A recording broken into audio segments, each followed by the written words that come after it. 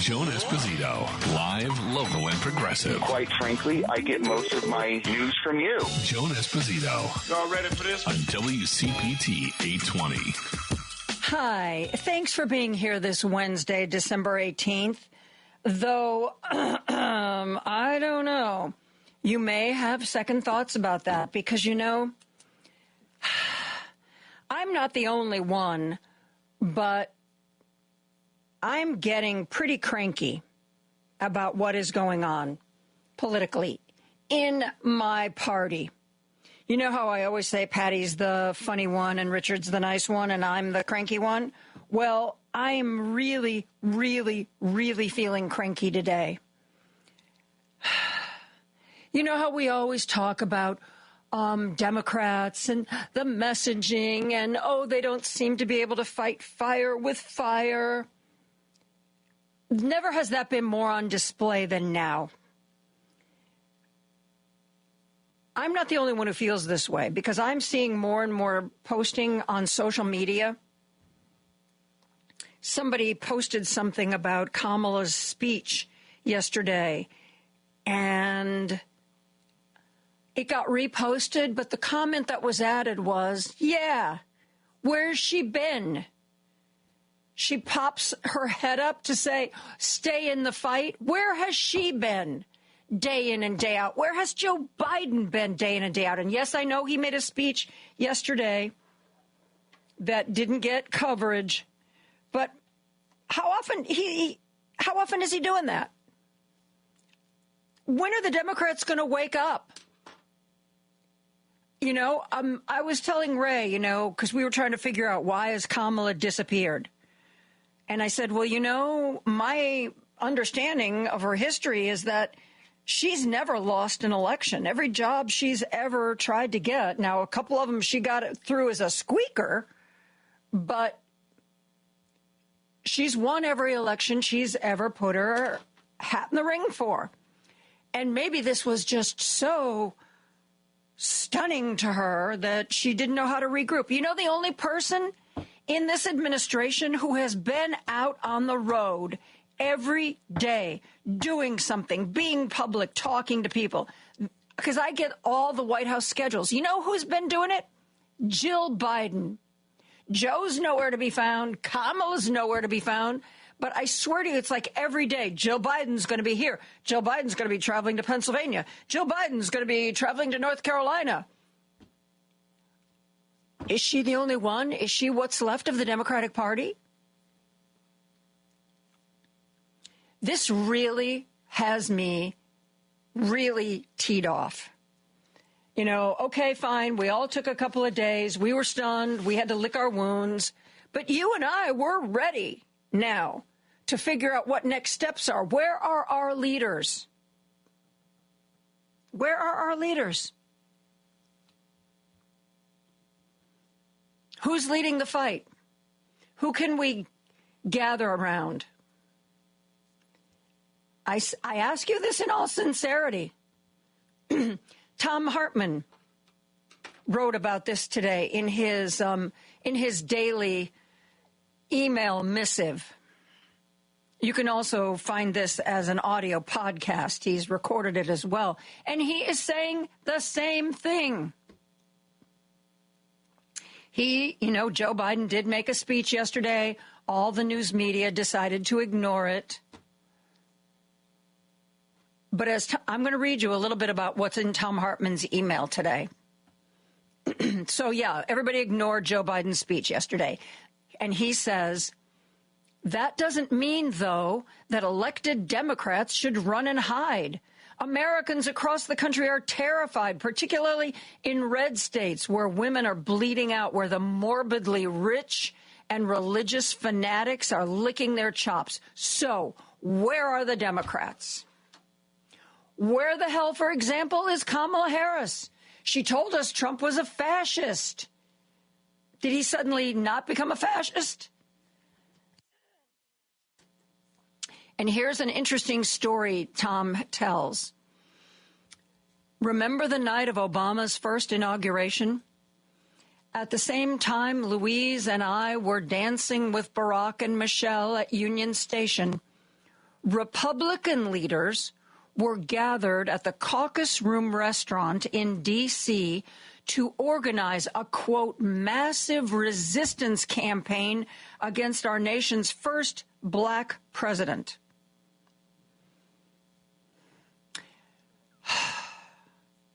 Over juicy steaks and fancy cocktails in a private room, the Republican bigwigs promised each other they would filibuster and obstruct any and all legislation supported by President Obama.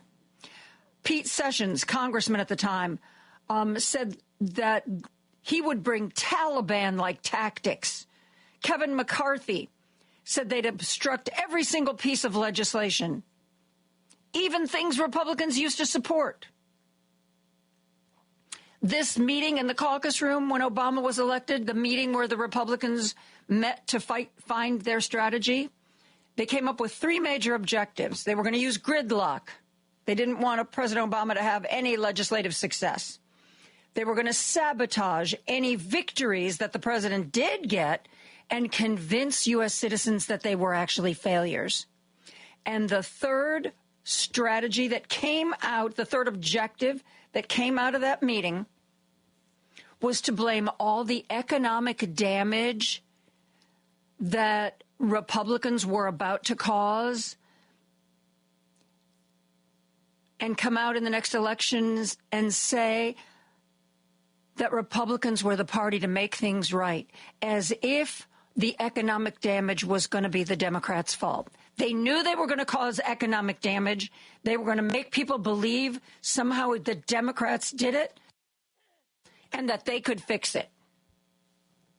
After this meeting, Kevin McCarthy, Tom continues to write, said of their commitment to obstruction, if you act like you're the minority, you're going to stay in the minority. We've got to challenge them on every single bill and challenge them on every single campaign. And they did. And you remember what happened the next election? Democrats lost the House and lost the Senate. Tom Hartman continues, where are the Democrats today with that kind of spine? Where's our resolve to fight rather than enable fascists? What happened to our principles and our commitment to democracy? Talks about how LBJ fought back and how FDR fought back. When Republicans, this is more of Tom Hartman, when Republicans called FDR a tyrant and a communist, he laughed at them. They said he would destroy America, and he steamrolled them. They whined and complained as he called out the fat cats and ridiculed that generation's GOP, rendering them impotent when one very wealthy man famously said he would leave the country because of FDR's higher taxes. Roosevelt told a crowd, quote, and I'll miss him very much. And the crowd laughed. Roosevelt named names. He was arrogant. He fought hard, literally till the day he died. Who's our FDR? And then he concludes this way. Kamala Harris lost the election. She lost by a whisker, but she lost. And if she and other leaders and would-be leaders of the Democratic Party don't step up now to challenge Trump and the fascist crew he's assembling, if they don't offer a contrasting vision for the future of our country today, don't challenge Trump's outrageous policies and bizarre appointees every single day, they're going to lose us our democracy as well. It's time to grow a damn spine. Tom also talks about how Nancy Pelosi's backroom deals got Jerry Connolly, the head of the Oversight Committee. Jerry Connolly, who's 74 years old and battling cancer. And one of the people who texted in said, you know, Jerry Connolly has always come to his meetings really prepared, and we're lucky to have him. Well, I'm glad he's really prepared. Is he ready to fight? I'm sorry. Has he given any kind of news conference since he got this position? Has he met with senior Democrats? Have they met in a back room to plot out their strategy for the next 2 years? Because if that's happened, man, they're sure keeping it a secret. it's almost like it's not happening at all. Jerry Connolly may be the most intelligent, seasoned legislator in Congress, but if he doesn't know how to fight, if he doesn't know how to call Republicans out over and over and over again, then I would say he's not the man for the job. Because I'm tired. I'm tired of the silence. I want to rally around somebody. Tom Hartman says, at first it seemed sort of like J.B. Pritzker and Gavin Newsom and a couple other governors might lead the charge. But after this initial, J.B. Pritzker was like, Donald Trump wants to, ruin Illinois. He's going to have to come through me. And which was great. But I haven't heard a whole lot along those lines since then. We are ready to fight. We would like to have a leader in this fight. Do you have any idea who that leader's going to be? Because at this point in time, I don't. The phone lines are open, 773-763-9278, 773-763-9278. I'm going to take a break, and then I'm going to share with you some other folks who are also calling out the current Democratic leadership right after this. WCPT replay. Where is our resolve to fight rather than enable fascists? What happened to our principles, our commitment to democracy? Now, this isn't how Democrats used to do this. LBJ ate the Republicans' lunch. Franklin Roosevelt, he called them and the people who backed them economic royalists. He said, these economic royalists complain that we seek to overthrow the institutions of America. What they really complain about is that we seek to take away their power. And our allegiance to American institutions requires the overthrow of this kind of power. Republicans called FDR a tyrant and a communist, and he laughed at them. They said he'd destroy America. He steamrolled them. Where is this generation's FDR? Where are the Democratic Party's heroes? Where are our spokespeople? Where is their outrage? Keep listening to WCPT 820 because facts matter. Chicago's Progressive Talk, WCPT 820, where facts matter. Joan Esposito, live, local, and progressive. Every weekday afternoon from 2 to 5 p.m. on WCPT 820. I was talking at the beginning of the show about the seemingly leadership vacuum we're experiencing now in the Democratic Party. Everybody's like, Trump is going to be so much worse this time. It's going to be worse than you can even imagine because he's going to hit the ground running. Okay. What's our strategy? Have our leaders had a backroom meeting plotting out how they're going to thwart him at every turn? Who are the people who are going to be giving interviews, calling out his unfit appointees and his wackadoodle policies? Dean Abdallah, who you've heard a lot on Stephanie Miller's show, he joined Tom Hartman, and they had a discussion about this.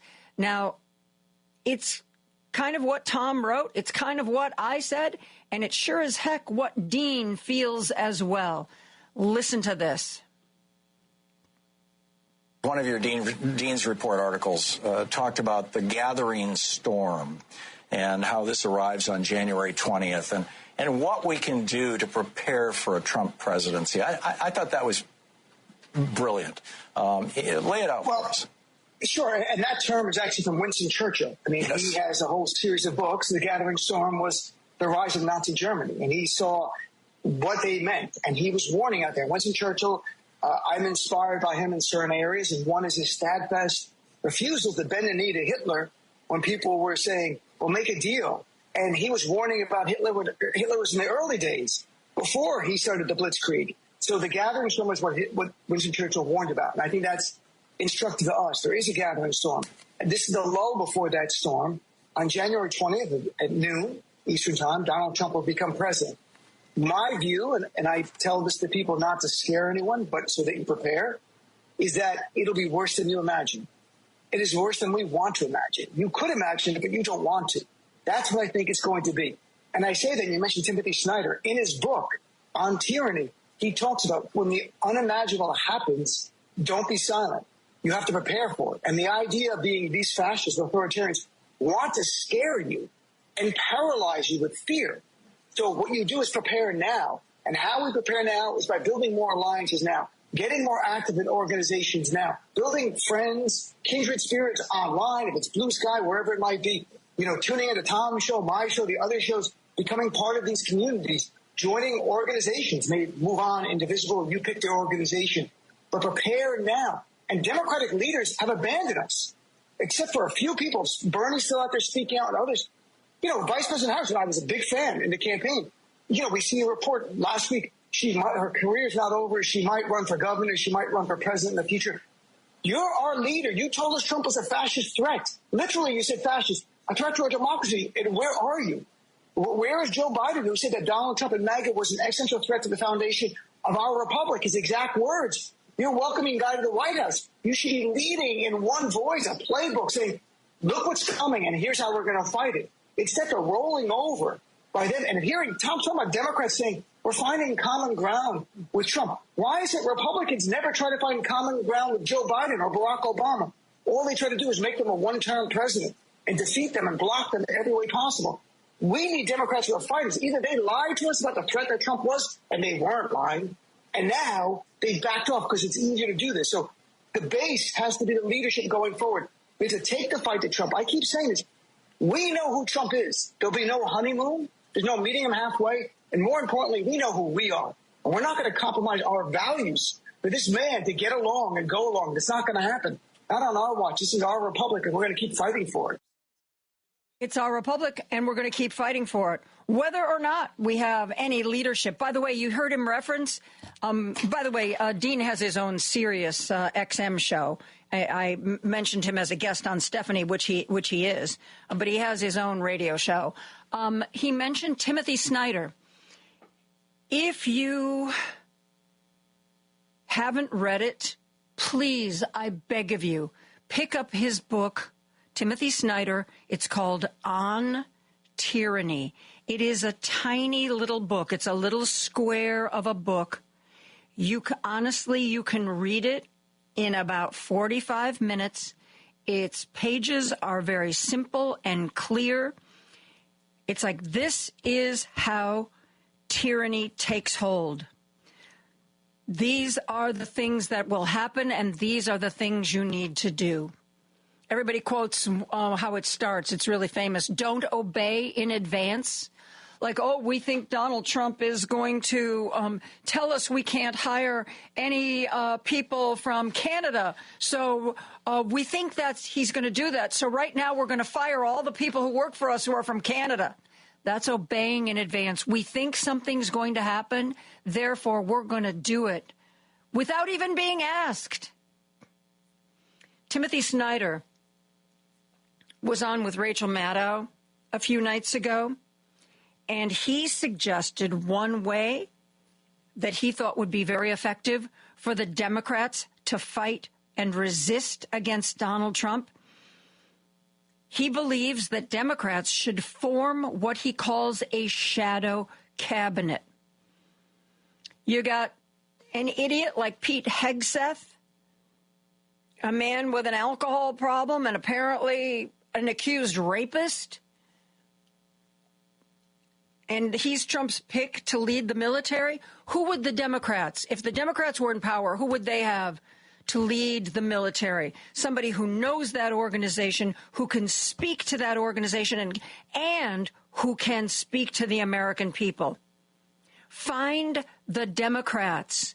Find the people who would have been great in each of the cabinet positions, and have them talk on a regular basis, maybe a daily basis if need be, about what should be being done by the transportation agency, what should be being done in education right now, and how Donald Trump's pick isn't up to the task and is failing. I'm going to share with you Timothy Snyder on Rachel Maddow talking about this idea of Democrats putting together a shadow government. Listen to this. I think, first of all, we have to be able to keep it positive, not in the sense of saying everything's great. It's not. It's terrible. They're trying to break the government, which means breaking the country. But positive in the sense of we should have a shadow cabinet. We should have a list of people who alternatives to these same people. So we can look and say, hey, this person could have been Secretary of the Treasury. That person could have been Secretary of Defense. Have those people so that they can give positive alternatives as people and give positive alternatives as policy, but also to have someone so that the journalists can talk to them for the next 4 years. So we don't both sides everything. So it's not like vaccines plus minus, but hey, let's talk to somebody about how good vaccines actually are and what we actually could do. Let's talk to someone about how we can prevent car crashes and what that would look like. We have to think about opposition in the sense of what an America could look like if we had other people, if we had a real elite. Lots of ideas about what Democrats can do. Let's cross our fingers that somebody will actually do something. Jamie Raskin boldly said, I'm not the most senior Democrat, but I want to lead the Dems on the Judiciary Committee. Time for Jerry Nadler, who's a wonderful human being, time for Jerry Nadler to step aside. And Jerry Nadler said, you know what? I'll step aside. I'll hand this leadership position over to you, Jamie Raskin. Alexandria Ocasio-Cortez, one of the most articulate young members of Congress, said she wanted to lead oversight. Nancy Pelosi told people that Jerry Connolly would be a better choice, and when the vote was taken, he got like 50 more votes than AOC did. And I'm not saying that Jerry Connolly is a bad guy. I am worried that Jerry Connolly won't be as tough and as vocal as we need our Democratic leaders to be.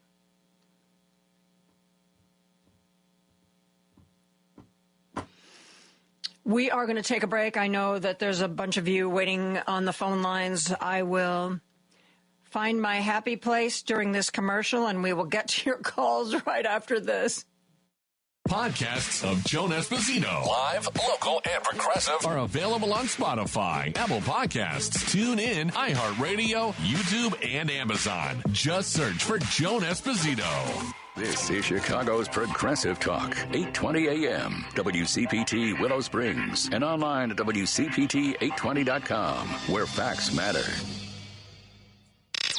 Joan Esposito. Join the conversation now at 773-763-9278. I'm trying to use the phone! Joan Esposito. Live, local, and progressive on WCPT 820. I have given you my thoughts this morning on the fact that Democrats need to pick themselves up and get back in this fight like never before, literally the fight of our lives. I want to know what you think about that and other things. Let's go to Bolingbrook. Bob is on the line in Bolingbrook. Hey, Bob, thank you for the call. Hey, Joan, how are you? I'm a little cranky today. How are you? I'm doing fine. I'm listening to what you're talking about. I think once Trump is in office, it's almost too late to do much. I think he's going to bypass Congress and the Senate entirely. He's going to declare executive actions. It's going to be challenged in the courts, and the Supreme Court's just going to rule on him and make him law like they did with presidential immunity. And that's my fear as well. He's got the House. Yeah. Mm-hmm. So I think what needs to happen is Biden's got the power now.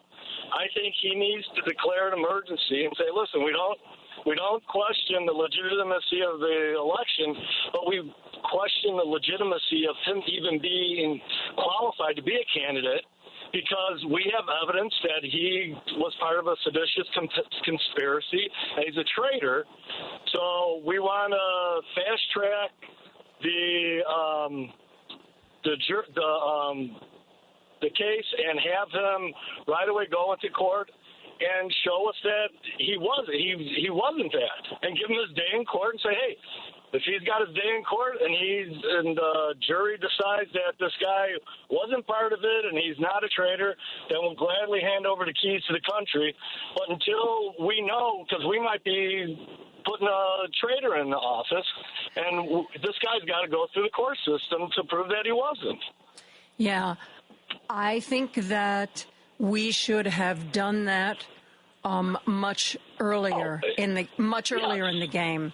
And the way, because the Supreme Court has ruled about this presidential, even if it's limited, at least in their view, limited presidential immunity, I think any court cases that are filed now that he's won the election, I think they would get dismissed really, really quickly.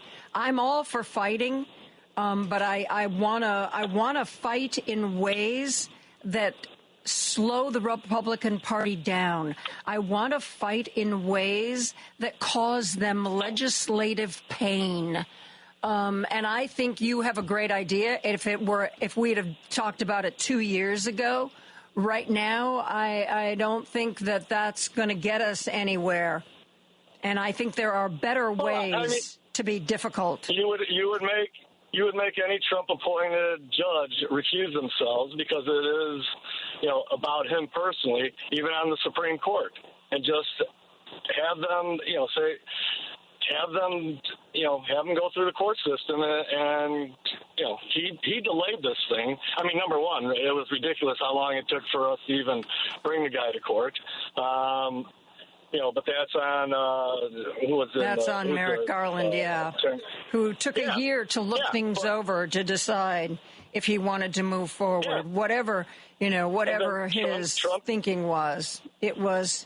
He delayed. So Joe Biden made a lot of great appointments, but Merrick Garland was not one of them. Not in any. That was the weakest appointment he made. Merrick Garland was a judge, and we needed a prosecutor. I agree.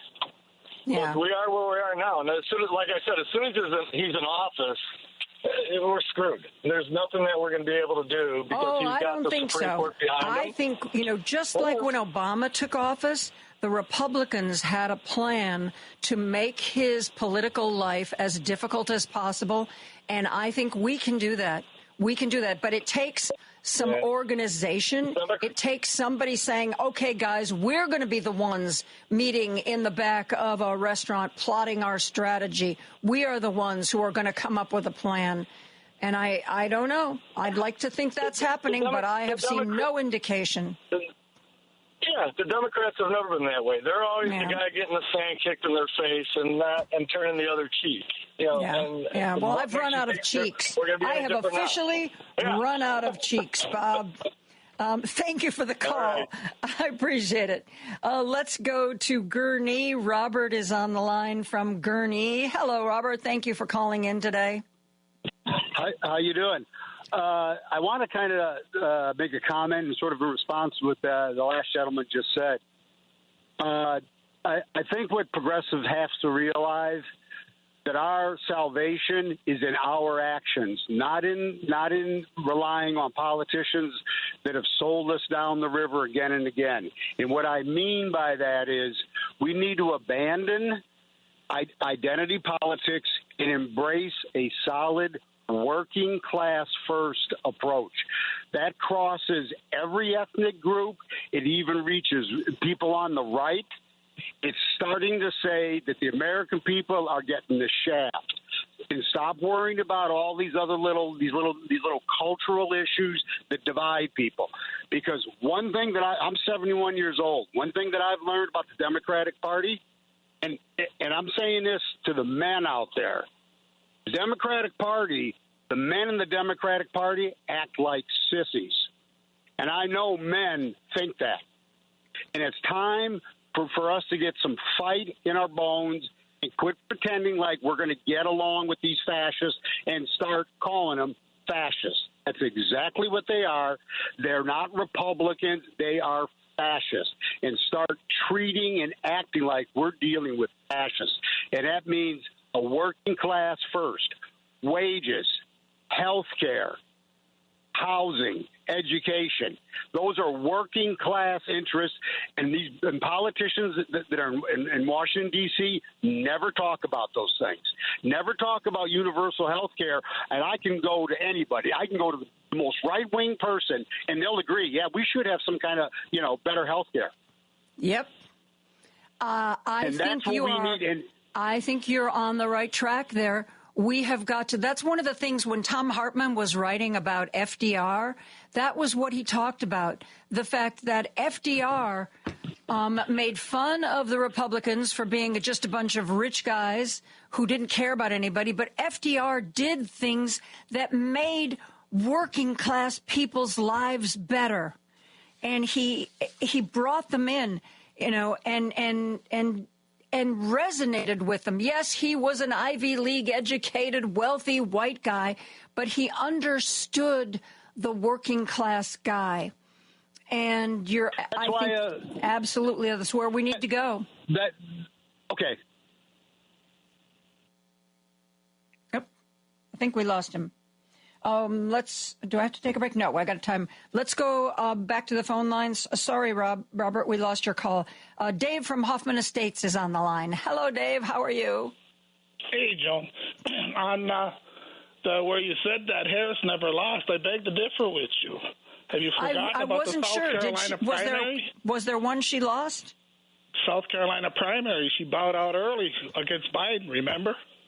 Oh, I guess I was talking about how when she ran for Attorney General and then when she ran for Senate, I was talking about, those kinds of races. But you're right. I mean, she threw her hat in the ring for the presidency and withdrew. It wasn't exactly like she was voted out of office, but, I don't know. I can't. What else explains it? I mean, it seems like she's gone home to lick her wounds. I get her schedule every day. Oh, she's going to be meeting with staff privately. There will be no public events every day and every day and every day. And I'm tired of it. Yeah, you already know. You're preaching to the choir here as we spoke about that Army-Navy game where neither of them showed. And let me give you something. My sister and brother-in-law went to that game, and she told me, she said, at least 3/4 of the people in that crowd were Trumpies. She said when they showed Trump's face, up in that box and that, she said they roared when they showed him on the Jumbotron. And then I said, well, because I said about Biden or Harris, she said they probably would have booed him. I said, I don't know, but that, what really incensed me more on Harris than Biden, because Biden's done. Once he walks out, he's done. Harris was campaigning to be their boss, to be their commander-in-chief. And she couldn't show up. That prestigious game that's been around 125 years, that's been since World War I, World War II, Korea. They've had that game continuously. And you got that friend that's a pilot that was military. And I don't know what academy he might have went to, either Air Force or Navy or Army, but everybody knows the weight of that game, Army, Navy, and it just, to me, I mean, if it doesn't bother him, then he ain't really worth the wings he got on his chest then. But I don't know. To me, she's forfeited the right to do it again. Go be the governor or whatever. I don't care. But what you going to do if you're president and the heat comes down? You going to run off? Exactly. And, I was willing to give her a couple of days because, she was flying all over the country. She was, going to 3 rallies a day. And, I could see where, you might need a couple of days to just sleep or lick your wounds. But okay. If you think for a second you want to have a future in Democratic politics, you get up, you pick yourself up, you dust yourself off, and you get back out there. I agree with you. I think that if she decides come 2028 to throw her hat back in the ring, I think what she's doing right now is going to come back to haunt her. Where were you? Where were you? Where were you in the weeks and days after Donald Trump was elected? Where were you? Where was your fight then? Oh, and by the way, my sister also said they showed Governor Wes Moore was on the Jumbotron, though. That's my guy, the guy I like.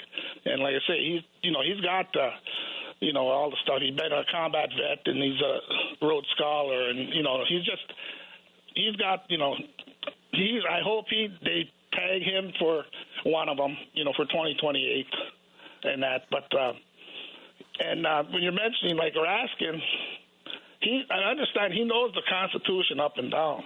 He's very good with the Constitution. Mm-hmm. And that, and I think we should see if we can get Howard Dean to come back as the head of the Democratic Party, because that Jamie, whatever, he was not but a cheerleader. I'm sorry, he wasn't that good. Yeah, he's definitely not going to be reelected. For head of the DNC is either going to be Ken Martin or Ben Wickler. Okay, Wickler, I've heard of him, on Patty's show. Now he sounds good too. And as for some of the younger ones, like they've said, David Hogg, definitely that boy is going somewhere. And another one that could have a good voice that fight would be Beto O'Rourke from Texas. Mm-hmm. He's a more younger guy. Just and off the top of my head. I don't know that he would ever. He says he doesn't ever want to run for office again. But somebody who was so articulate and so charismatic was Jason Kander. He was the guy who was actually considering running for president when Obama's second term was coming to an end, but he had really bad PTSD. I don't know if you've ever read his book, but he was having these horrible nightmares and everything, and he decided that rather than continuing to run for office, that he needed to get treatment for his PTSD. And he is doing work with veterans. He was successfully treated. He's been doing great work with veterans groups. But he has recently started posting more political stuff on social media. I heard him speak once. Man, he's amazing. He's amazing. Good. We need somebody like that. We need Beto O'Rourke. We need Jason Kander. We need somebody who can inspire us. Jamie Raskin is really, really smart, and he's really articulate. There's a number of people, but somebody's got to step into the gap. Yeah, and closing out that. Yeah, when I watched that game, it was an insult to look up in that box and you see you had a rapist, you had a drunk, you had a murderer. I mean, you had a nice little bit of society there, And like we talked about that subway murder. I mean, really set off a real good one there, But I don't know. With my railing against Harris, I know he got a couple of shows on CPT. I'm sure they'll be screeching racist. I don't know. She went to Howard, so that's all she needs. So anyway, like you, I'm PO, as you can tell. And so anyway, let me get off. You got others that want to vent too. So thanks, you, Joe. Dave. Thank you. We're gonna take a break. We're gonna have more calls, and I'm gonna share a little bit about more of what Thom Hartmann said in his statement today. All that and more when we come back. There's no excuse to miss Joan Esposito. It's number one on my stereo. Live, local, and progressive. You can listen to her daily at WCPT820.com on your computer or phone. Because facts matter. You are listening to WCPT 820. Now back to Joan Esposito. Live, local, and progressive on WCPT 820. On the text line, this argument that we are making today, that we want our Democratic leaders to be more vocal, more involved, seems to be resonating. Somebody texted in, as long as President Biden is in office, you got to try to do everything you can while you can, as long as you can. I agree with that. Eleanor from the South Suburb says, we don't know. Maybe Democratic leadership is having those meetings. It would be foolish for them to announce they've had those meetings, though I'm not sure I agree with that, Eleanor. I really hope they have. I don't want to hear publicly from any elected Democrat that they want bipartisanship. It's seen as weakness by the GOP. It is indeed. Thom Hartmann, as I said, was also talking about this today. Where is the leadership? Where are the Dems? People are ready to fight. People need to fight. We also need leaders. This is, I read you some of what Tom wrote. This is also part of that same essay from today. Listen to Tom Hartman. Where are the Democratic Party's heroes? Where are our spokespeople? Where is their outrage?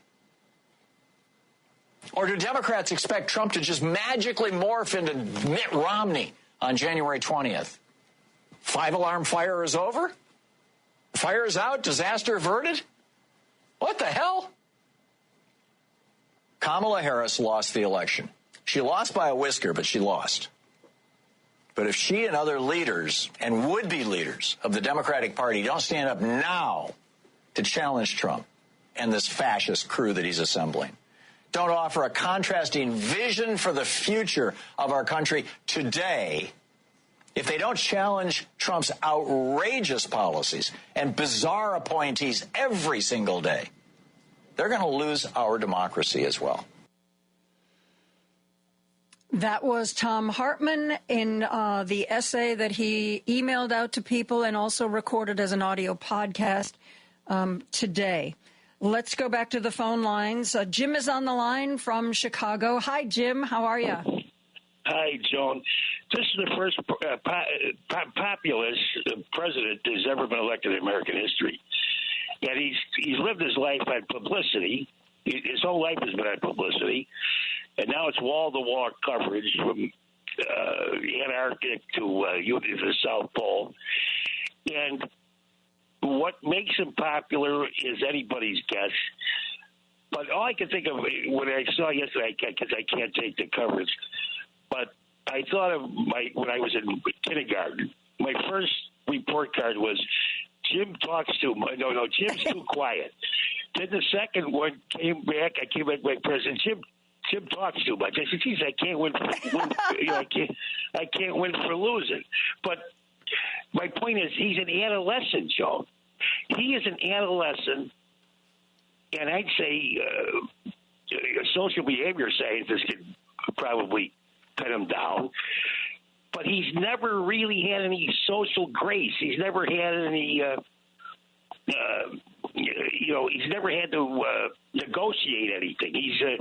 But anyway, the point is, how do we deal with him? 4 years of this, they've already capitulated. They'll be suing everybody. He's suing every network, I imagine he'll sue you eventually, Joan. Yeah, well, probably raise my profile quite a bit if he did, but I think that I'm pretty far down the list.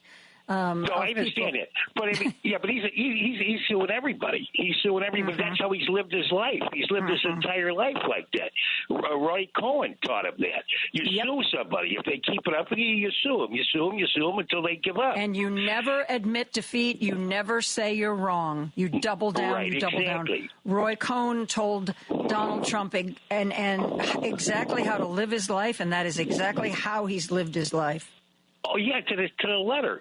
But when you're popular, Joe, people want to be around you when you're popular because they get publicity themselves. So you see these minions that he's got, talk radio and so on and so forth. They know that they can get popularity by appealing to these 72 million people that voted for him to find him popular. I don't know how anybody can find this man popular, but they do. And that's through publicity, through years of publicity. But that's what makes us different. When you think about the parties, they usually had to go through the machinations of, what the strategy was and what do you think you could win here and how you could win there and so on. He steamrolled that in that 2015 debate. I came out of the debate thinking, my God, these are the worst candidates I've ever seen. And then Trump on top of the cherry on the cake. But it showed how weak those candidates were, that he could steamroll them. And he steamrolled them on publicity, because people were aware of his name. The rest of them were just, we're dead losers. There's no doubt about it. But on the publicity angle, he overtook the country on that. But think about who's jumped on board with him. These Project 2025, Leonard Leo, the Supreme Court. And the judge today, how about his lawyers? His lawyers go to court and say, well, he's immune. He's a king. He's a king. He can't be prosecuted for these business practices. That's why Democrats have to find leaders and have to fight, because we can't just sit back and know that, well, if any of this gets to the Supreme Court, they'll knock it down because they've got our back. Because they don't. No, I know they don't. We're on our own. But the Judge Mucci, or whatever his name is, he said, no, he wasn't president when he pulled these shenanigans. He wasn't president. He was still an average citizen. He was still, it was in 2015 or whatever he was when he paid off the porn star. What a gentleman he is. But anyway, we're stuck. But Joan, the coverage is amazing. I turned the TV on last night, and wall-to-wall coverage. I mean, from I don't know why did we lose the election? Why did we lose the election? It was the economy and all this other nonsense. When it really, in reality, is he was a populist candidate. That's the first one in American history. He'll go down in history as the first populist candidate to be elected. But remember, populist candidates, Hitler, Mussolini, Spain had. You've got to be very wary of populist candidates because they will take a country in a direction that we never even thought of. But these people who voted for him, apparently, we're all happy with it. They want to go in this direction. And I don't know. Do they really, though? Because it seems to me. No, I don't think they even know, Joe. They don't really understand what they voted for. I'm a Republican. I always vote Republican, so I voted Republican. He's not going to do the things he said. He's not going to deport the bad immigrants. He's not going to do this. He's not going to do that. And I'm thinking to myself, why would you think that? Why would you think he wasn't going to do what he has said over and over and over again that he's going to do? Right. And remember, the Democrats were in the ascendancy. We were winning the midterms, and we won with Biden, and we had momentum, and this populist candidate stopped it. And the Republicans, the dying Republicans are like, oh, this is good because we got the Republicans back in office. The problem with it is by the time we think of 4 years of this coverage and all this insanity, it's going to be just torture. But we're going to be tortured, Joan. I know the way you started the show today. You got the same vibration I've got because this is too much to believe. It's too much to believe. I'm tired of it. And I'm tired. I appreciate that we all want to be positive and we all, want to do the right thing. But damn it. Time to fight. Time to get cranky. Yeah, it is. But we have to endure it, Joan. That's the thing that's really terrible about it. We have to endure it. Yeah. And I think I'm afraid it's going to be so awful. I think it's going to make his first term in office look like a honeymoon because he didn't know. He didn't know how to get done the crazy things he wanted to get done, and now he does. And now he has surrounded himself with equally crazy people. And he sued the woman in Iowa. He sued the woman in Iowa for saying that Iowa had a chance to go Democratic. For reporting her poll results. And he didn't like the poll results because the poll results said he wasn't going to win, and then he won. So he's suing her? Forget the American public. He can sit there all day long, wherever he's at, and figure out who said whatever slight that he got from anybody on Earth. He can sue him. So he can sit there all day long with the power of the federal government. Incredible. Just an incredible scene. Anyway, Joe, thank you a million, Terry. Have a good show. Thank you. Thank you very much, Jim. We are going to take a break for news, and I told you that in the 3 o'clock hour, we were going to be joined by political science professor William Howell from the University of Chicago, and that we had a big, exciting announcement to make on his behalf. We'll do that right after the news. You're the only voice of reason on the radio. You give me hope. Having listened to you every day. Thank you for your clear insight. Always felt a little bit smarter. I listen to you every single day. I keep coming back to this station, and thank you for what you do. On WCPT 820, Chicago's Progressive Talk. Hey, Google, play WCPT. Streaming Chicago's Progressive Talk from TuneIn. Joan Esposito, live, local, and progressive. The reason that I listen to you from the infamous other side, you will call a spade, and if it's indefensible, you will not defend it. And you know what? I can respect that. On WCPT 820. We have spoken many times to Professor William Howell, the director at the Center for Effective Government at the University of Chicago, but that person is no more. Now we're going to speak to the new and improved William Howell, who is the inaugural dean of Johns Hopkins University's new School of Government and Policy in Washington, D.C. Woo!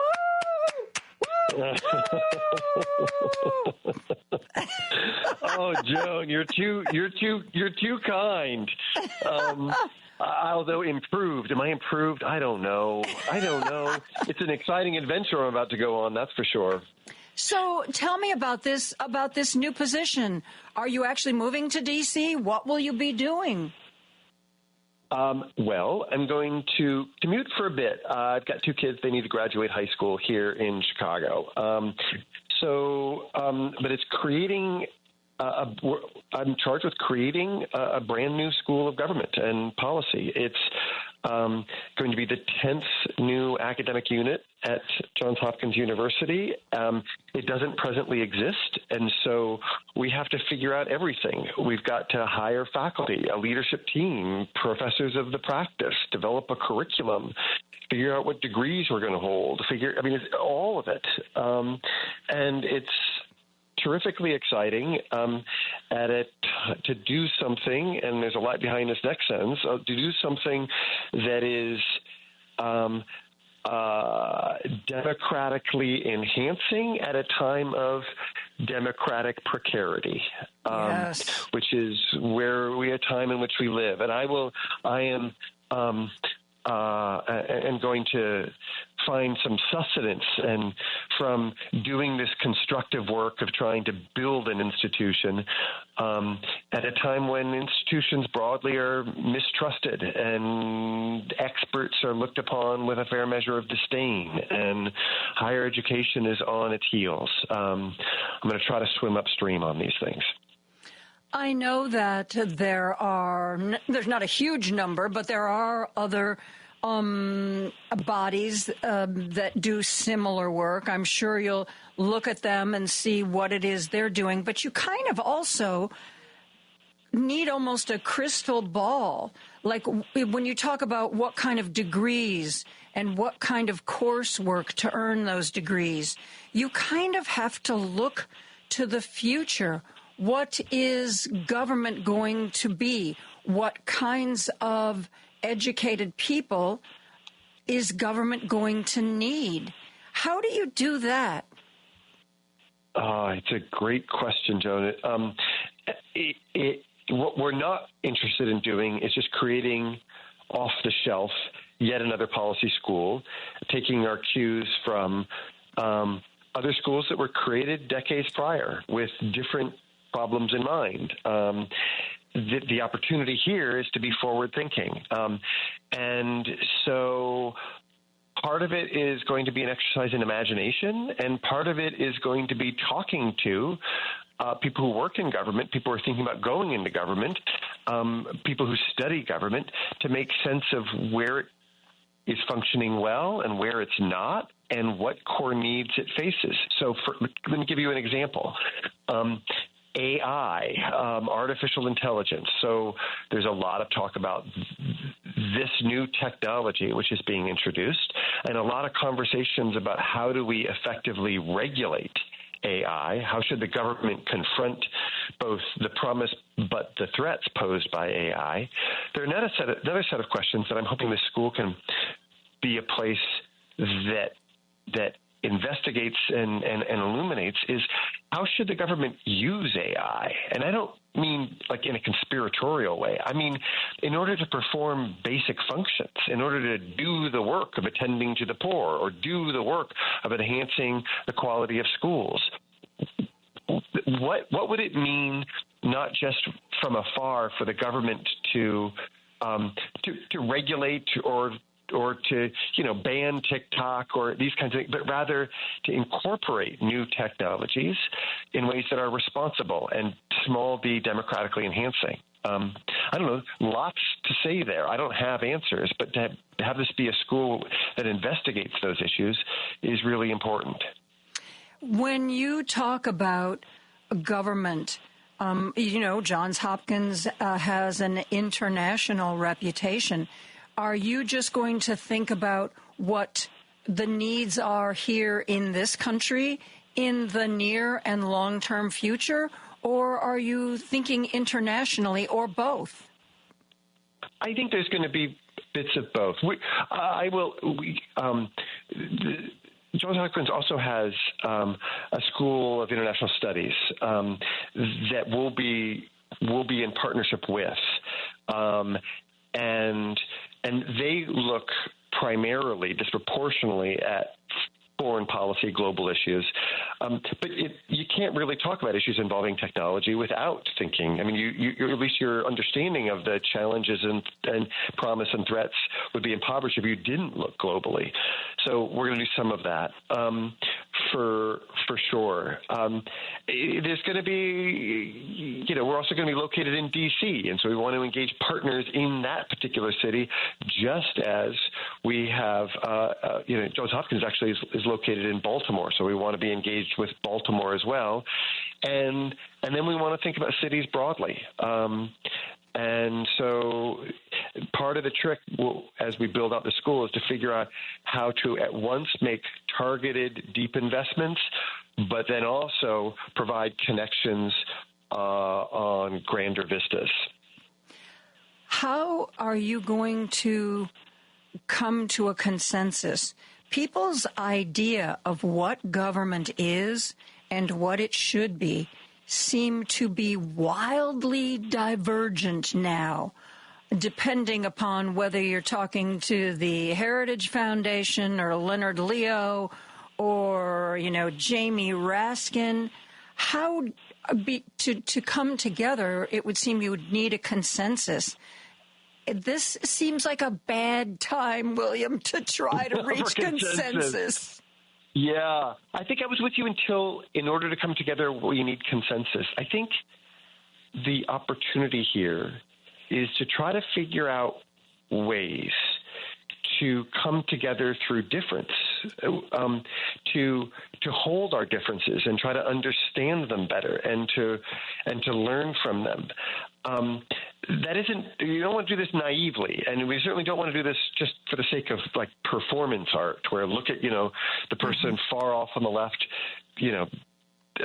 jabbing at the person who's far off on the right. But I think precisely because there is so much polarization, so much disagreement, the opportunity here and the need here really is, again, to try to find ways to come together, not in spite of, but through our differences. There's so much to learn, and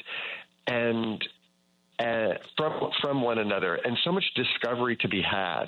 And frankly, we have plenty. Most of the spaces that are created are not in the service of coming together through difference. It's about solidarity and about like-minded folk. And those are important. It's important to have those places too, to be clear. But I would like this school to foster respectful but vigorous and meaningful engagement across real difference about the purposes of government, about the purposes of the state, about all manner of issues and challenges that our country faces. When you take on a task of creating something brand new like this, what's a time frame? I mean, will the school be taking students and offering coursework in a year? well, I mean, we have to hire faculty, and we have to figure out coursework on what and degrees for what.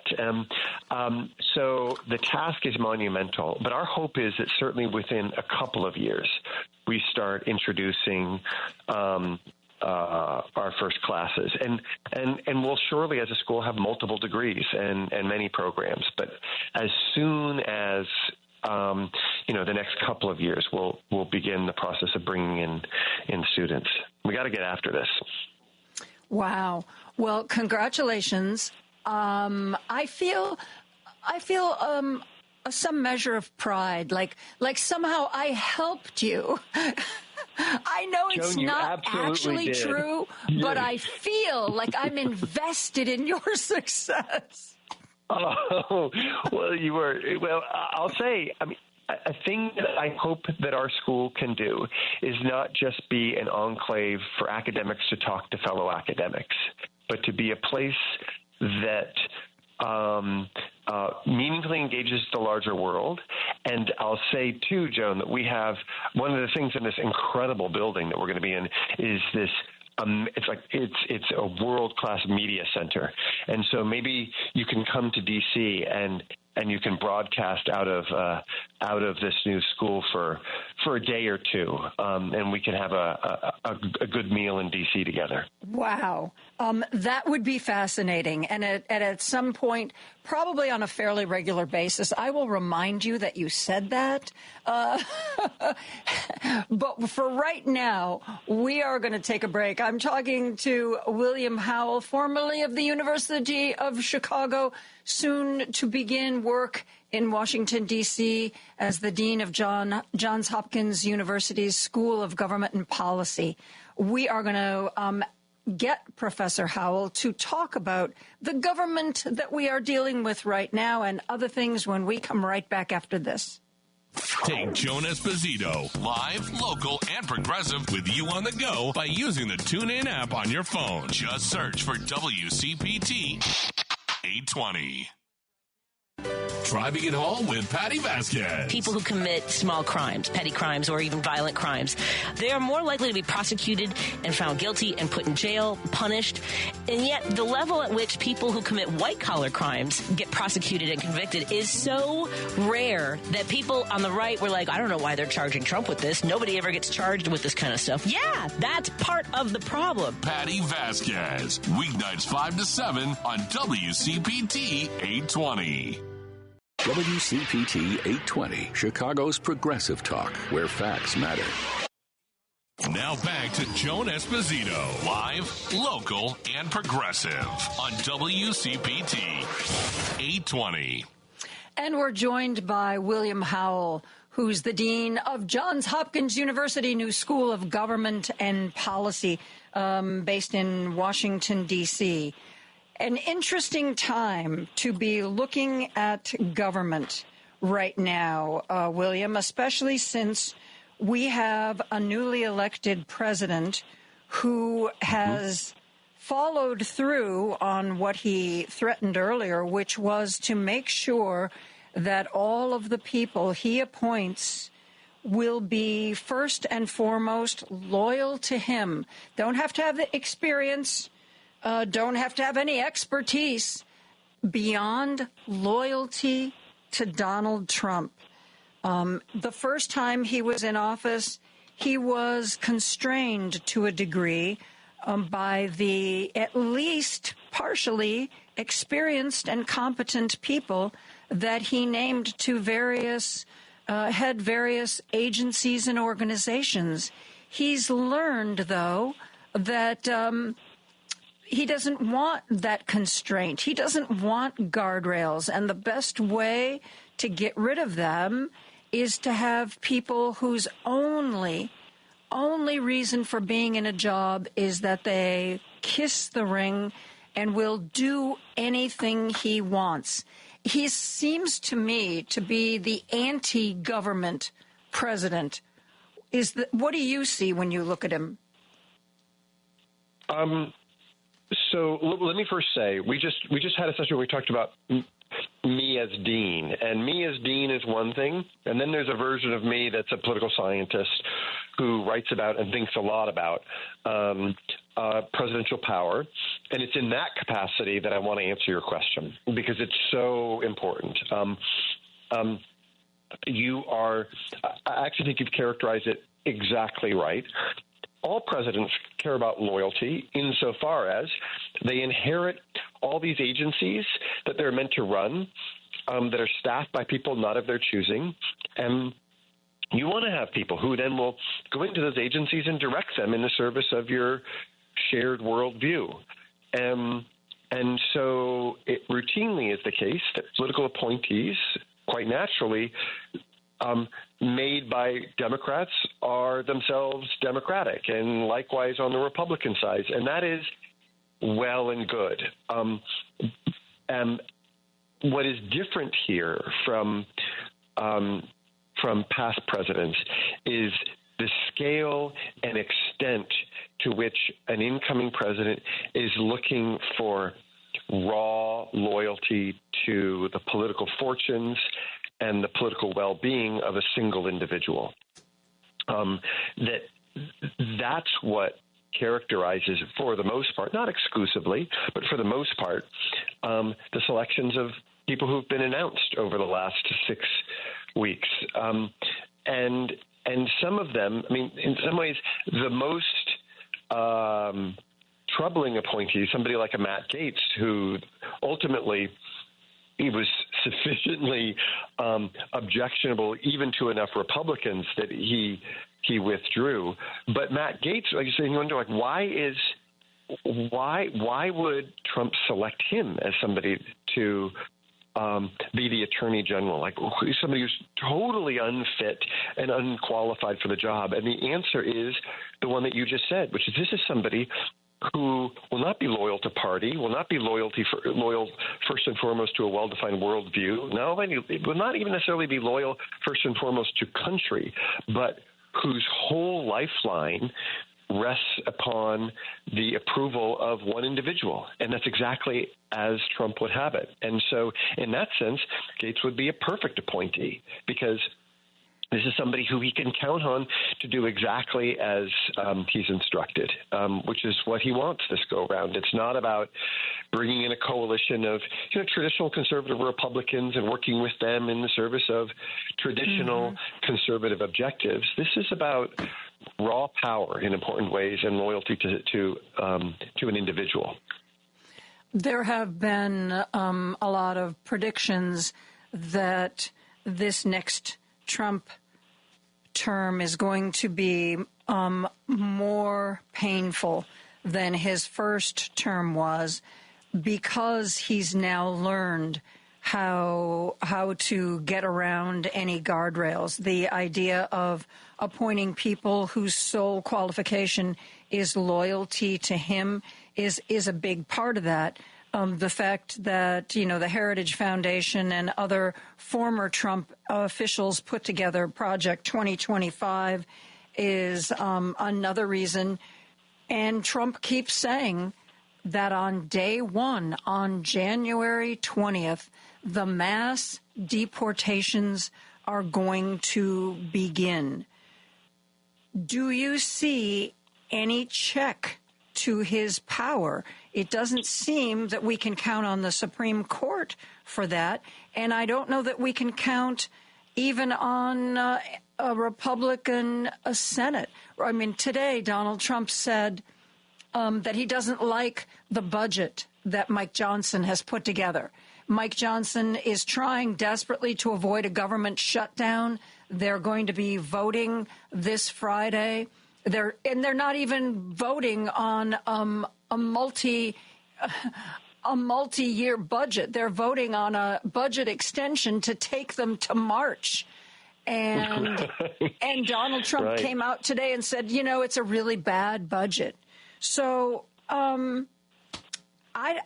it seems like this is going to be chaotic. Would you say that's a fair word to describe what's coming? And if not, what word would you pick? I do. Well, chaotic is a good one, but chaotic also points towards the existence of friction. I agree with you. 2020 to 24 is very different from 2016. part because of changes in the composition of the Supreme Court. As important, more important to my mind, is changes in the identity of the Republican Party. It's just a very different party today than it was 8 years ago. And Trump will be exercising a measure of influence because of those material differences that go beyond just him learning, like, what are the right levers to pull in order to effectuate change. It's also that the world itself has become more amenable to his wishes and wants.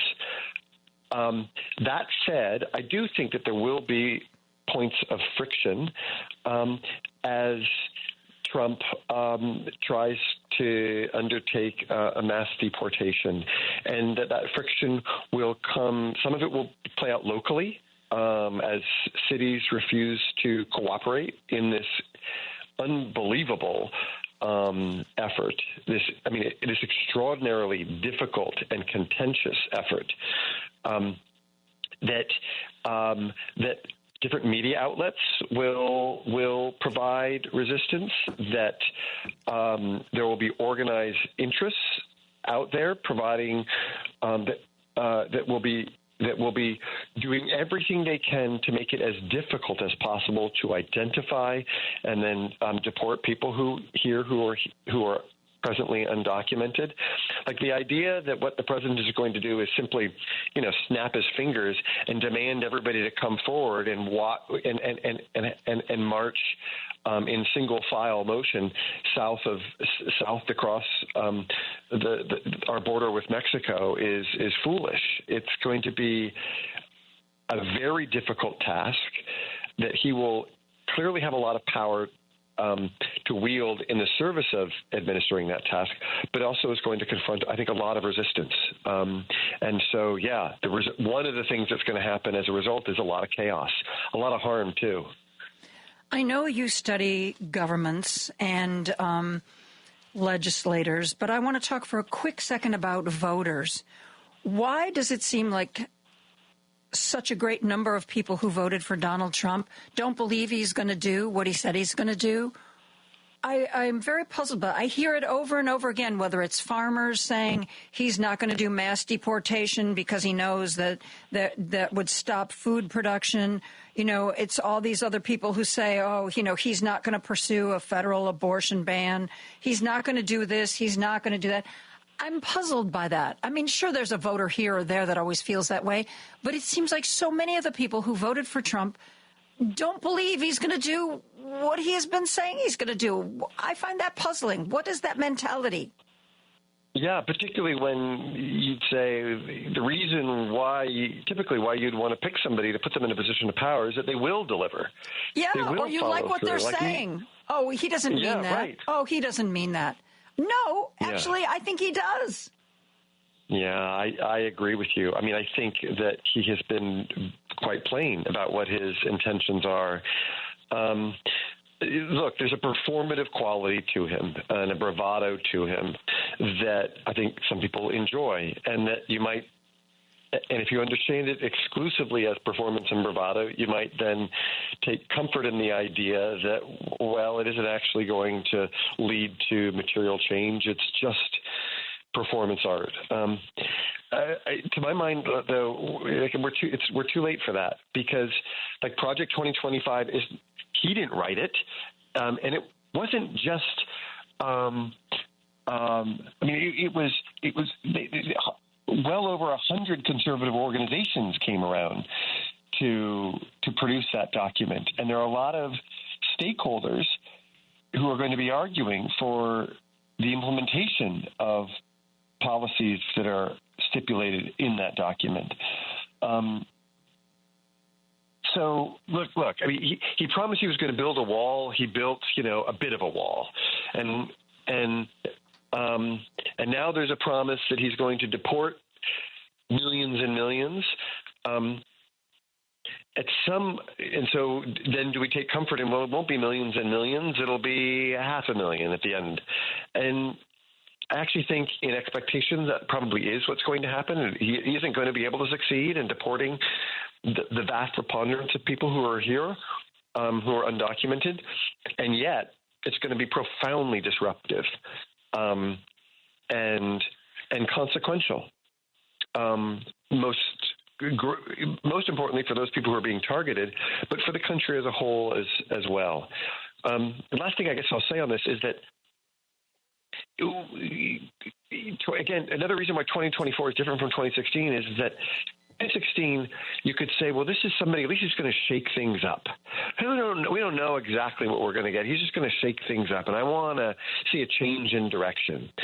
But that's not what's before us now. This is somebody who has a record and a team that he's building and has been very plain about what his goals are. And so I agree with you. It is strange to say, but he won't follow through on them. And he doesn't even mean I'm voting for this guy, but because I don't think he's going to do any of the things he says he's going to do. Okay. We need to take a break. I'm talking with William Howell, Dean of Johns Hopkins University's new School of Government and Policy. We're going to be right back after this. If you've missed any of today's show, you can listen on Spotify, Apple Podcasts, TuneIn, iHeartRadio, YouTube, Amazon, or HeartlandSignal.com. Just search for Joan Esposito. Live, local, and progressive. This is Chicago's Progressive Talk, 820 AM, WCPT Willow Springs, and online at WCPT820.com, where facts matter. Joan Esposito, live, local, and progressive on WCPT 820. I'm joined by William Howell, who is the Dean of Johns Hopkins University's new School of Government and Policy. You said, William, that one of the things that people like about Donald Trump is his bravado. I've also heard it described as authenticity. You know, we hear Bernie Sanders described as a politician who is authentic. And I think part of that is because we've gotten so used to politicians who have learned never get angry, never be funny, just be straight. Like when Donald Trump was asked about whether or not he paid enough tax early in his first run. And instead of being like, of course, I'm a responsible citizen, I always do my part, he looked at the camera and he was like, I pay as little tax as I can. Isn't that what we all do? Isn't that what you try to do? Sure, I'm not going to pay all the taxes. Well, duh. And you could see Bernie Sanders saying something like that. Who currently in the Democratic Party, other than Bernie Sanders, do you think speaks with that kind of passion and authenticity, kind of like, rather than, no offense to you, rather than speaking like a professor, speaking like a regular person? Yeah, it's true. I mean, it's something that politicians regularly struggle to do. Chuck Schumer doesn't do it. Adam Schiff doesn't do it. No, Biden certainly doesn't do it. I mean, there's there are moments. I think that they have moments. I think Obama he doesn't speak frankly. He wouldn't come out and say something like, I do everything I can to avoid paying taxes. And the frankness of that, which maybe is refreshing to some. But he's considered. I think people have a sense that they have a sense of who he is and what he stands for, and they're glad to hear from him. But there's a very different feel to his public presentation. There's one thing, though, that I want to push back on, which is to say that he's authentic. One isn't to say that he isn't strategic. I actually think he's very strategic.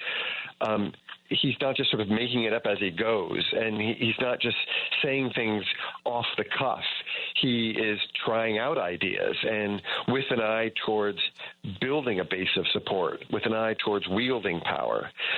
The other thing that I'll say is that we regularly think of Donald Trump as a populist, and I think quite rightly, and there's a populist playbook to play from. He didn't write it. It's out there to be had, and it encourages one to say things that are at times brash and controversial and aligned with the people in opposition to the elites. But it too, is if we understand it as a playbook, it's not like that is at the core who Donald Trump is. I have no idea what is the true Donald Trump at the core. But there's a lot of him that is, again, performative and strategic and funny at times and outlandish at times, and borrowed at times. And I think that, again, his populism in some ways is in important ways is borrowed.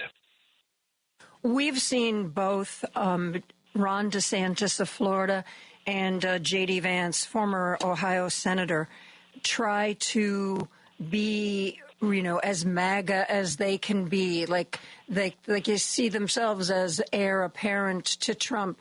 And yet when Ron DeSantis was running in the primaries against Donald Trump, his efforts to, if you will, out-Trump Trump didn't work. Some people say that Trump is like kind of like Obama, like a once-in-a-lifetime creature, and that whatever charisma he has or following he has is specific to him and not transferable. What do you think? I disagree with that. I mean, it is insofar as he is a master in important ways at public relations and public presentation. He's very good at it. That said, there are reasons why all kinds of people have lined up to carry the mantle forward, which isn't about just emulating Trump per se. It's about recognizing that populism is a force in American politics and has taken hold of a party, and that and what supports populism is way more than Donald Trump and his charisma. It's about a deep-seated anger and disaffection born of government failure to address big, hard problems that has metastasized and can be deployed politically, can be channeled politically, and people are lining up to do it. I'll be interested to see,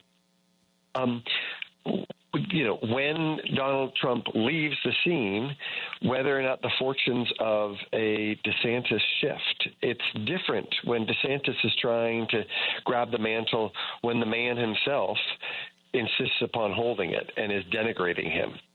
But Trump won't be around forever. And again, I fully expect, precisely because there are all these systemic forces sustaining populism, that subsequent generations of folk, I don't know if it'll be DeSantis or who exactly, but subsequent generations of folk will try to carry MAGA forward. I don't expect the Jews to disappear. What do you think of the seemingly outsized role that Elon Musk is playing? Is this the beginning of the oligarchy? Oh, Joan, I want you to answer that question. I know you have views about that.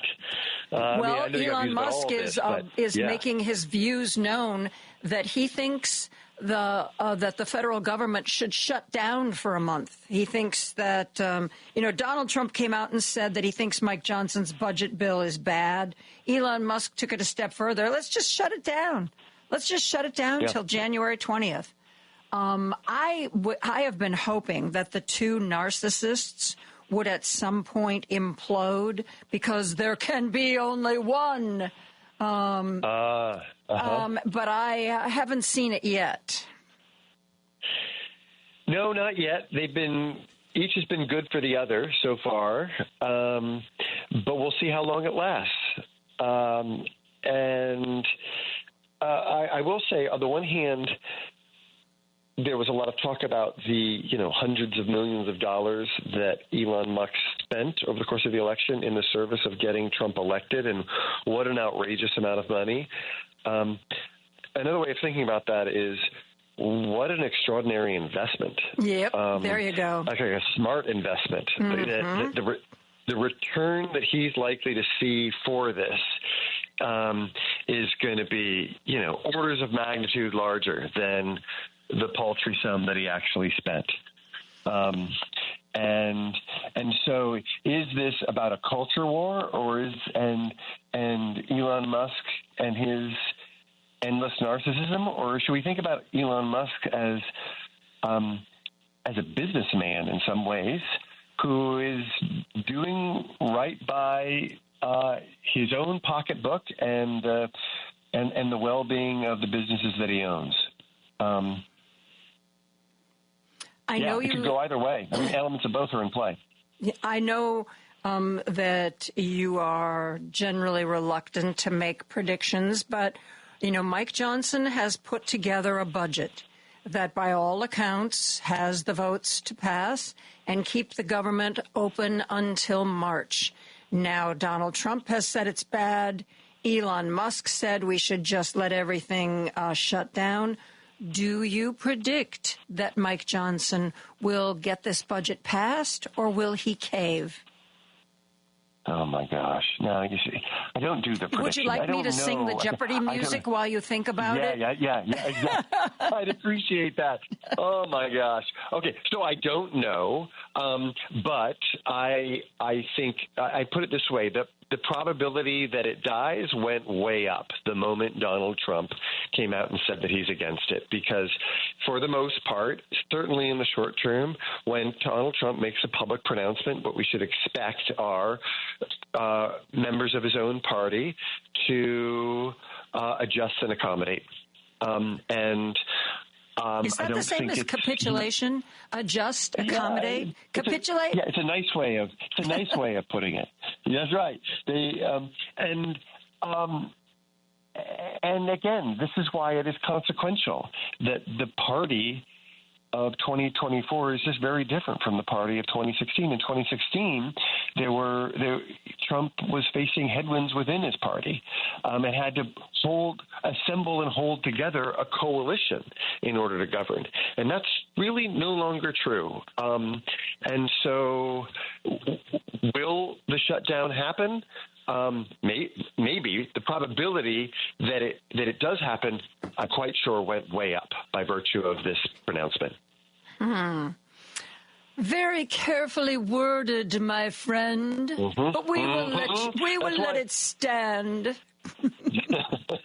We're going to take a break. Professor William Howell and I will be right back after this. If you've missed any of today's show, you can listen on Spotify, Apple Podcasts, TuneIn, iHeartRadio, YouTube, Amazon, or HeartlandSignal.com. Just search for Joan Esposito. Live, local, and progressive. This is WCPT 820, where facts matter. Attention, everyone. Don't turn that dial. Joan Esposito, live, local, and progressive, returns right now on WCPT 820. And I am joined by William Howell, Dean of Johns Hopkins University's new School of Government and Policy in Washington, D.C. William, I know that political scientists look at what has happened. They look at the data involving, elections and candidates. I was reading before this election that some people were saying that there seems to be this, I don't know whether it's because of a cycle we're in or because of certain factors they identified, that this would be an election where people wanted change, and that was a big, that was something Kamala Harris couldn't overcome, was that if people, want to change from the current government, they're not going to vote for Kamala Harris, even if she's different from Joe Biden. And that this was a trend that some people said was really showing up worldwide. Mm-hmm. Do you see that going on? And explain to me how political scientists look at the data and come up with ideas like that. So political scientists are accustomed to thinking about what they call fundamentals. Like there are all the details of the campaigns and the candidates and the news cycle that, from the vantage point of many political scientists, are over-scrutinized and over-interpreted. Rather, what really matters is the state of the economy, whether or not we're at war, the incumbent president's approval ratings. And if I just know those things, I've got a pretty clear sense about how an election is going to shake out. Quite apart from who's running or how they ran or how they performed on a debate stage or whether or not they said something was funny or outrageous, it's about those fundamentals. And it is true that Kamala Harris was confronting some fundamentals that were not favorable to her at all. And the big ones were the high cost of goods. The inflation rate had dropped significantly, but the inflation, the downstream effects of earlier high inflation rates were still being felt. That, coupled with, and this one strikes me as an even bigger one, coupled with the extraordinarily high number of people, Democrats, Republicans alike, who say that the country is headed in the wrong direction. That was a huge number and a stable finding. And it's hard to be an incumbent running for re-election or aligned with the incumbent when upwards of 70% of the public says we're heading in the wrong direction.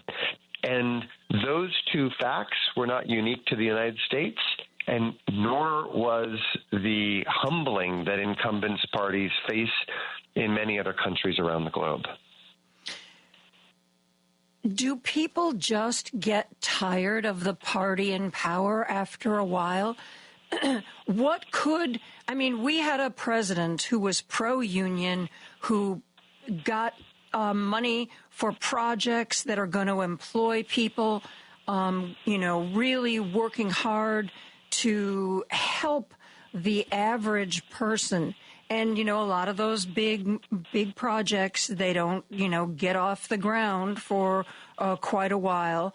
So how is this wrong direction? Because, maybe I look at this in a more detailed way than the average person. But I saw a president who was laying the groundwork for truly better economic times and better pay and more jobs. But I think you answered your own question, which is that many of those dollars are not yet out the door and certainly not felt by significant portions of the public. That those are investments that have yet to yield benefits for much of the country. They will eventually. I agree with you. My own politics is such that I think that investing in infrastructure is a really good idea, and done well, it's exactly what it means to take the country in a better direction. But we have yet to see the benefits of those. You made the point on his support from unions. That's true at a high level. There are an awful lot of blue-collar workers, though, that were keen to vote for who were members of unions, who were keen to vote for Trump. A striking feature, to my mind, the striking feature of this election is that in just about every county and every imaginable group, Trump picked up votes relative to where he cashed in 2020. This is not the story of Biden losing some key constituency in Dearborn, Michigan, because of the war in Gaza and his prosecution, his support for it. This was across the board, all across the country, people saying, yeah, enough of that. I want to go in a different direction. And that, I think, that raises all kinds of questions that I don't think we have clear answers to yet about what it says about our country, that this choice was made by so many people. One of Donald Trump's former communications people, who's now a talking head on cable news, said that Donald Trump told her, say something over and over, say it again and again, keep repeating it, and people will believe it whether or not it's true. Some people were pointing to Bill Clinton, who did a lot to help the economy, And again, it didn't happen overnight. But Bill Clinton, they point out, used to walk into the press room a lot. And he'd be like, hey, did you hear what I did? This is great. We got a great economy. Isn't this great? Mm-hmm. And the next week he'd be back there. Wow, did you see the great economy? Did you see this? This is great. This is great. This is great. This is great. And some people say that that's what it takes to convince people that you're doing the things that are going to help them. And was not, I think, in his entire time in office as president, Biden only popped into the press room once. And because it got all the cable news networks suddenly took the regular press briefing live because it was like, oh my God, Joe Biden just walked in. Who's in our midst? Yeah. Well, I think the real exemplar of this is Ronald Reagan, who, not just in terms of whether he was willing to show up in the press room, I actually don't know about that, but he was so disciplined about message and would say the simple thing again and again and again in order for it to eventually take hold and shape the narrative that diverse folks were a part of. So there is something about leadership, about just finding your message and not giving it up. Yeah. Even recently, and I don't think he was being sarcastic, but Joe Biden was talking to some group recently, and he said that when Nancy Pelosi decided that people needed pandemic checks, and Donald Trump slowed them down by 2 weeks so that they could be reprinted with his name on them. And Joe Biden said, you know what? I should have done the same thing. I should have had my name on those checks. And I was talking to Mike Nellis, who used to be a senior advisor to Kamala Harris. And, Mike has said the same thing. Not only should he have had his name on the checks, but they should have been talking about those as Biden bucks. Did you get your Biden bucks yet? It does seem like the Biden, maybe because I get the sense like Dick Durbin, they've been in the Senate for so long. We have a way of doing things, and we all wear ties and we all wear suits, and, we don't get crazy and we don't say crazy things and we don't get emotional. And it's sort of like, which is great if you're going to get things done behind the scenes. That's terrific because you don't embarrass anybody. You don't make anybody mad. But it seems to me that if you're the president, that it seemed like me the whole White House communications department under Biden was like, we're not going to talk about it. We're not going to toot our own horn. That's just crass.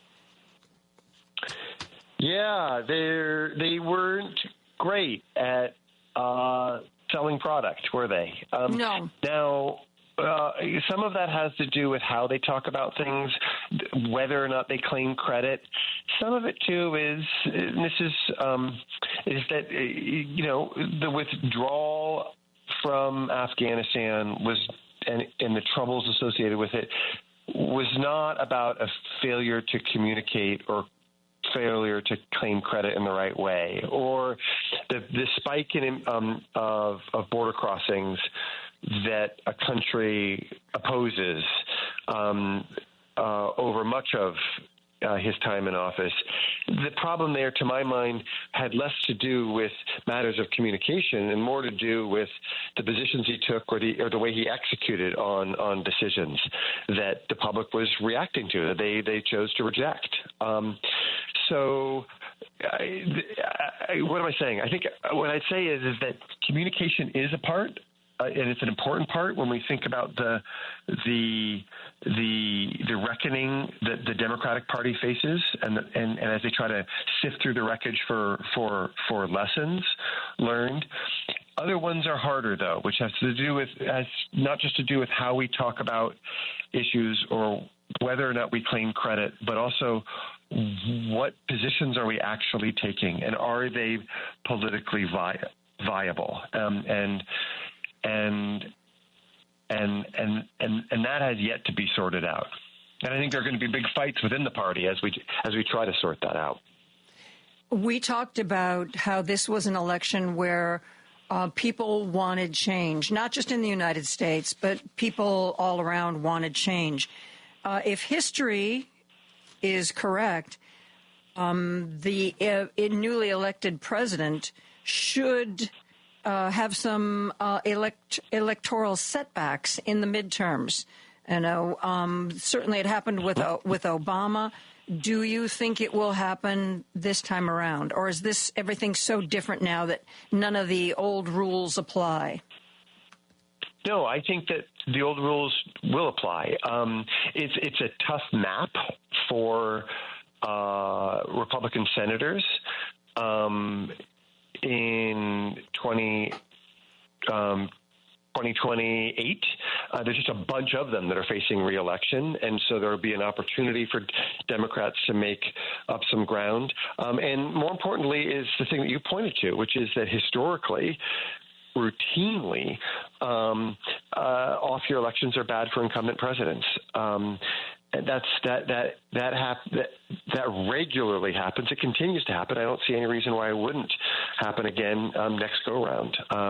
So Trump has the first 2 years of a period of unified government, but he certainly can't count on having 2 more after that. Promise? Do you promise me? You promise? Well, do I promise? Do I promise?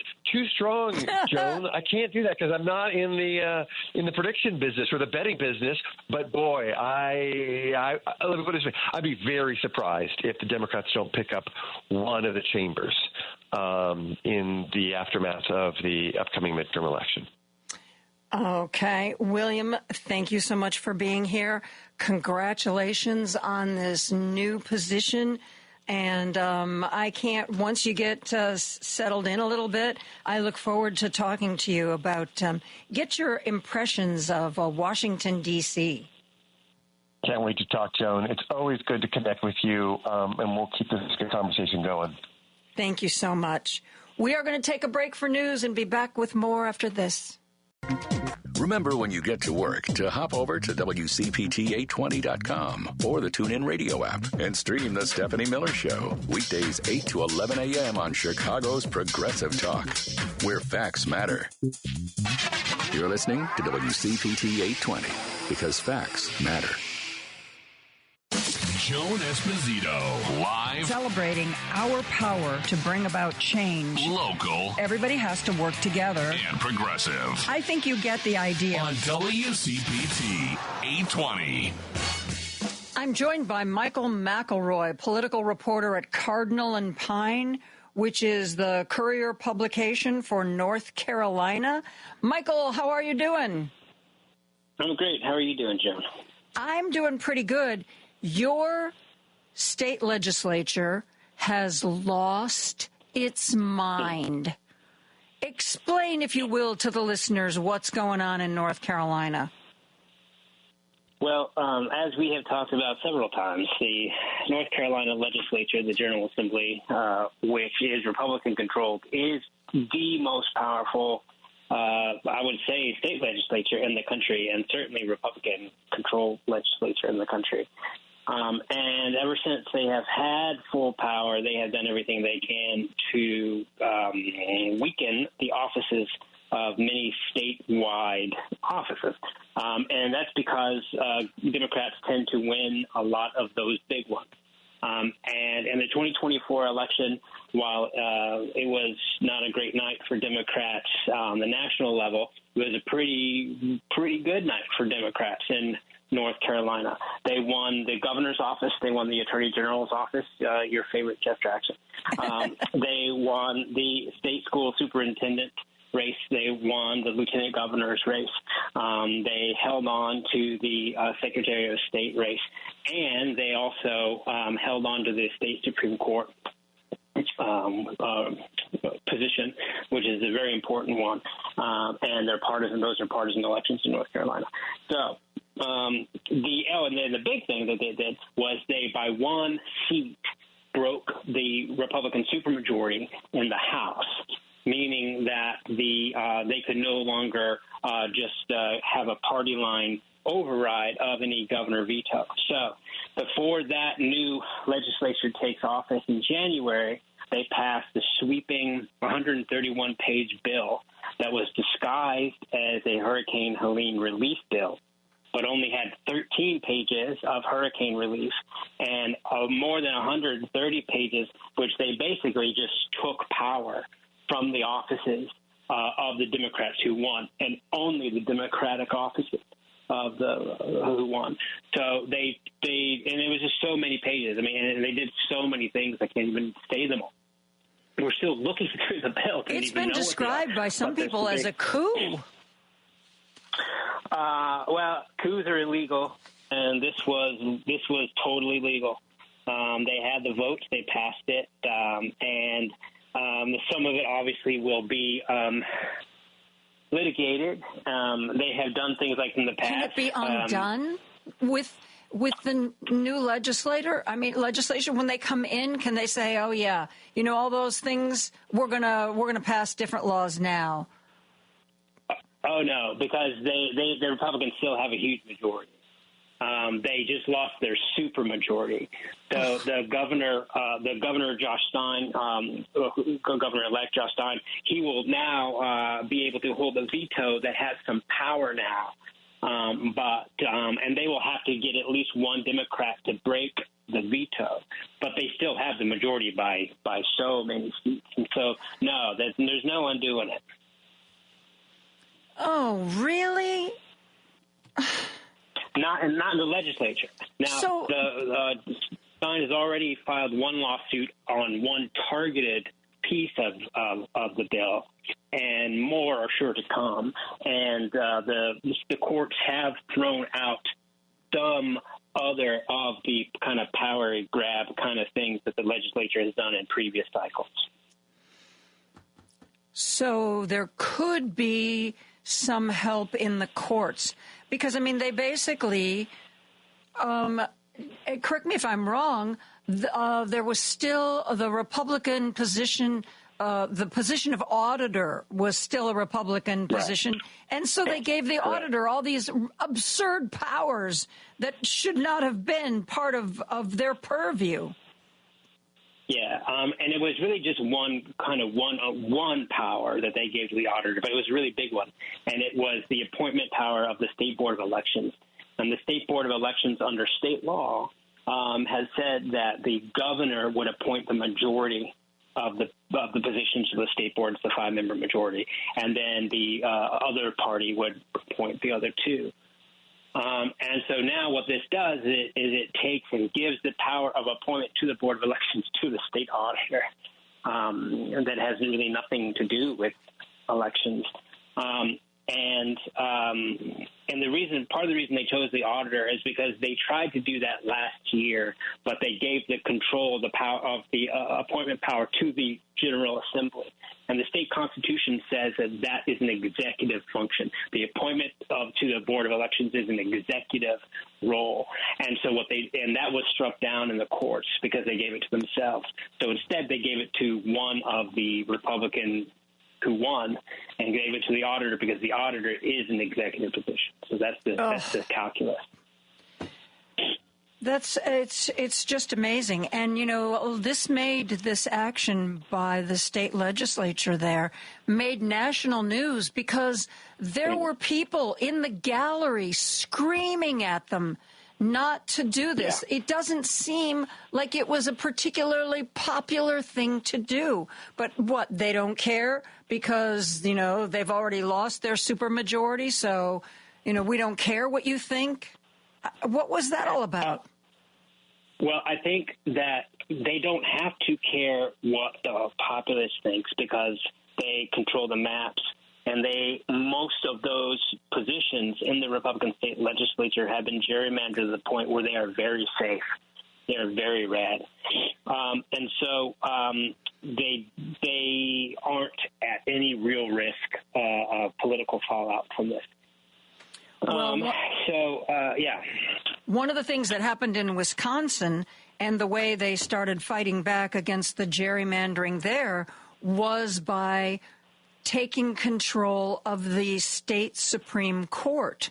so that these gerrymandered maps would not pass judicial approval. What's going on in the Supreme Court in North Carolina? That is, as big as this bill was, what's happening in the state Supreme Court is arguably even bigger. So there's a current 5-2 majority, Republican majority on the state Supreme Court. One of those two Democrats, Allison Riggs, was up against a Republican appellate court judge. And if that appellate court judge, if that Republican had won, Democrats wouldn't even have any chance of regaining control of the state court for more than a decade. So this was a really important one. It would not change the makeup now if Allison Riggs, Democrat, kept her seat, but it would make possible in 2028 to do so. Okay, so it was a very close election, and Allison Riggs ended up winning that election, the Democrat, by 734 votes. A machine recount showed that it was 734 votes. A partial hand recount, both of which were asked by the losing candidate, Jefferson Griffin. Partial hand recount showed that she actually gained some votes to expand her lead. So what Jefferson Griffin, this Republican appellate court judge, the losing candidate, what he did was he filed a lawsuit contesting 60,000 ballots in the state, arguing that because their voter registrations lacked certain information, they were then invalid registrations, and they shouldn't have been allowed to vote, and therefore they should be cast aside after having been allowed to vote. 60,000. It is almost surely an unprecedented kind of voter challenge after the election has already been decided. So, and included in the ballots that have been that Jefferson Griffin is wanting to throw out are several Republican elected officials, Allison Riggs' own parents, prominent doctors, prominent figures who just did not have this one piece of information on their registration. But when you go to vote in North Carolina, you have to show an ID, a photo ID. And so your identity and your registrations are confirmed there. It's got so many different kind of safety levels to secure the election. North Carolina elections are extremely secure and extremely safe. Fraud is super, super rare. And so undoubtedly, the vast majority of these ballots, if they are thrown out, are going to be eligible, rightful voters. And so he has appealed just today. He sought for it to go all the way to the state Supreme Court because the Board of Elections already rejected his plea.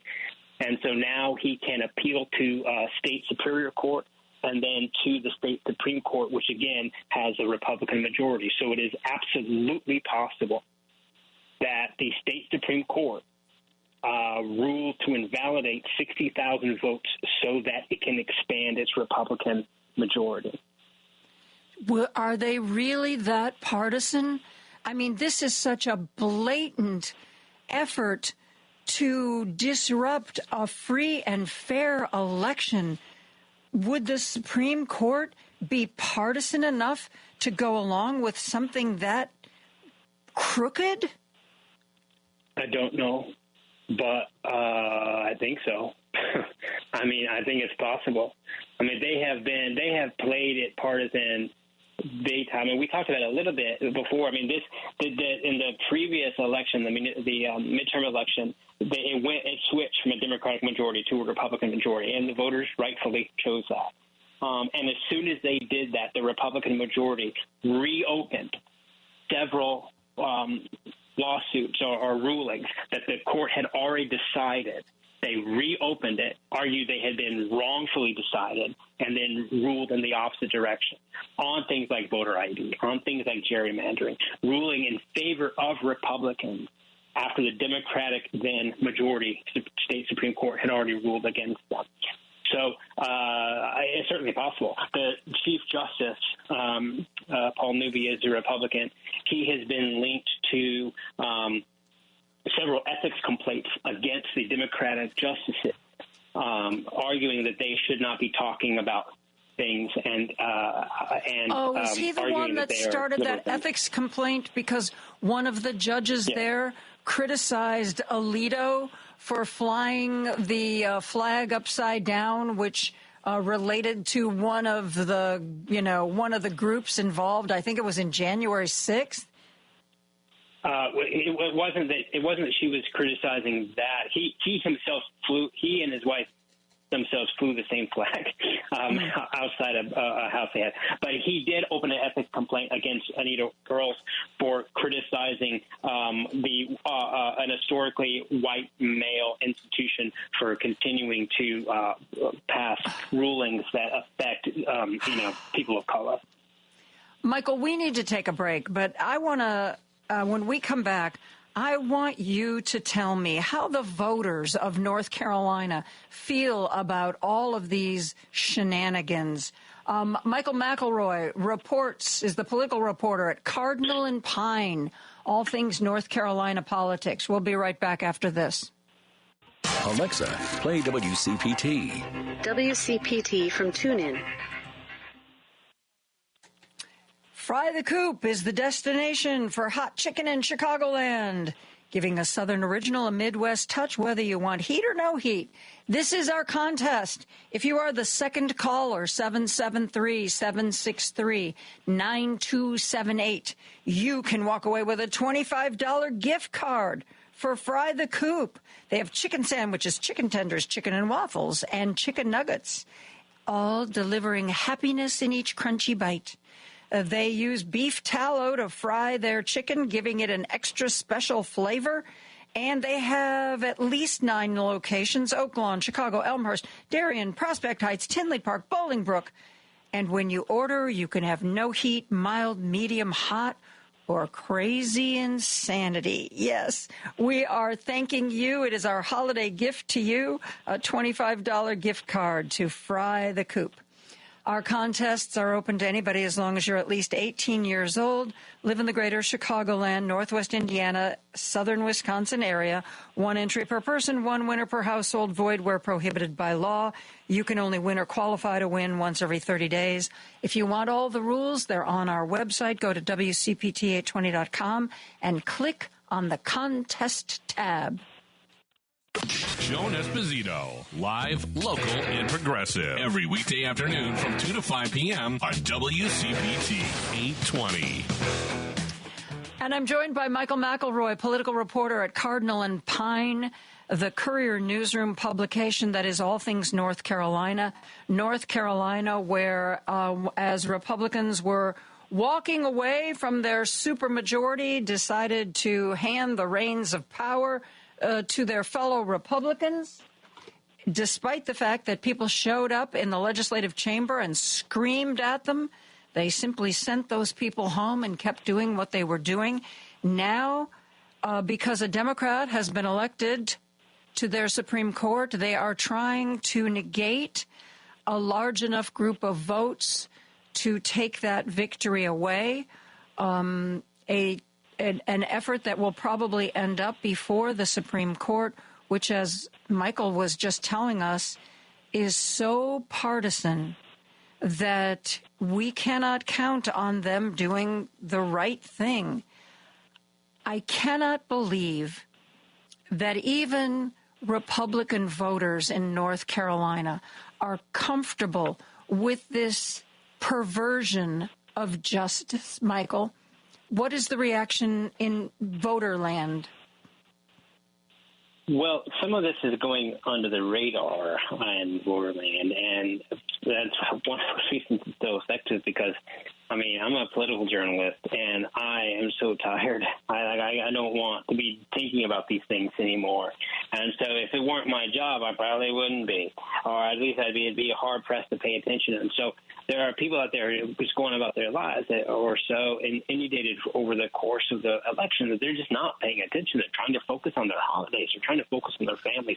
They're not focusing on this. And so it's happening.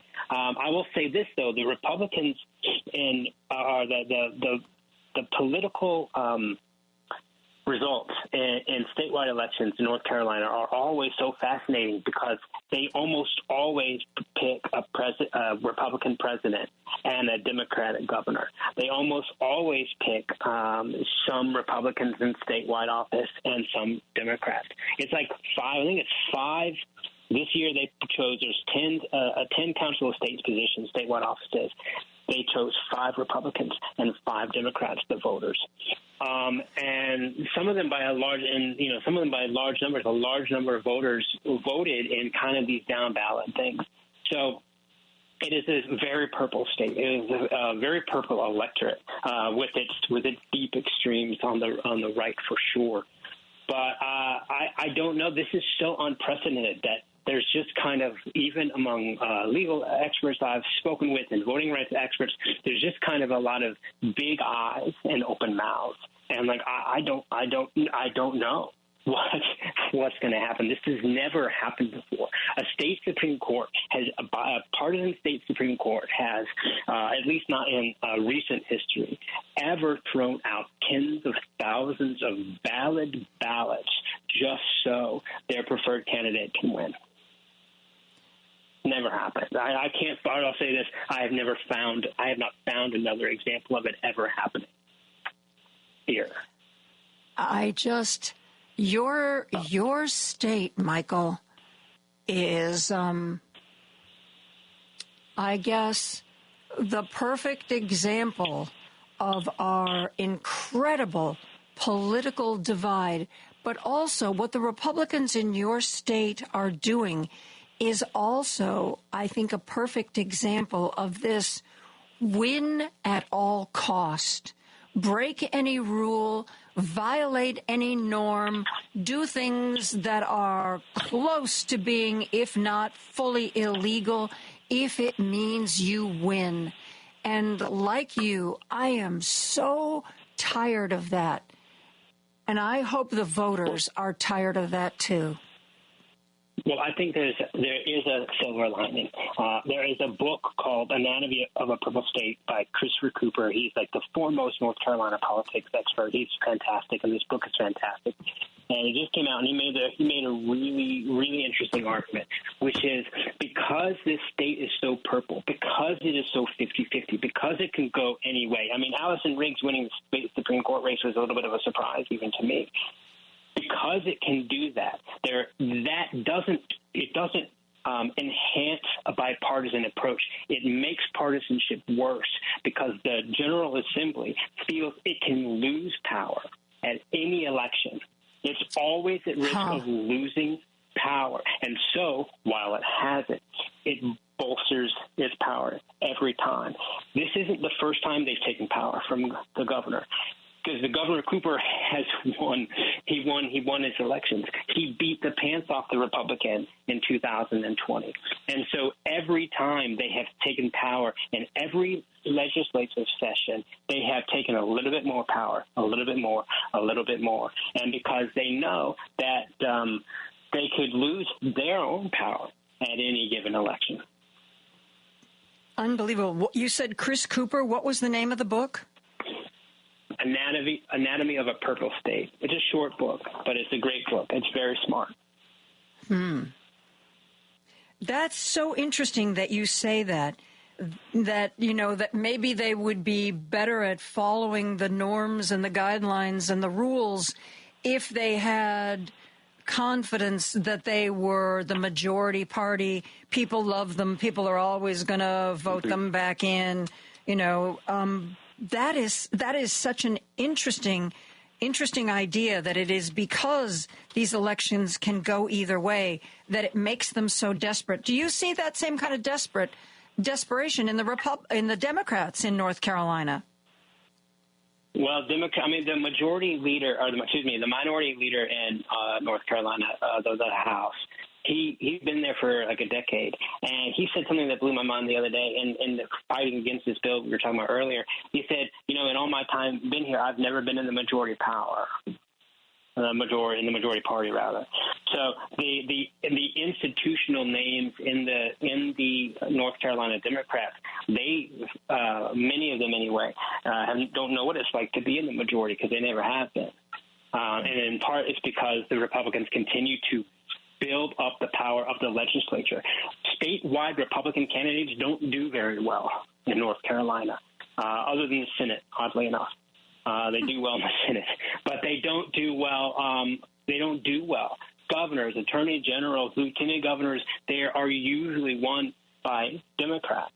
There hasn't been a Republican attorney general, I think, ever, except maybe the 1800s.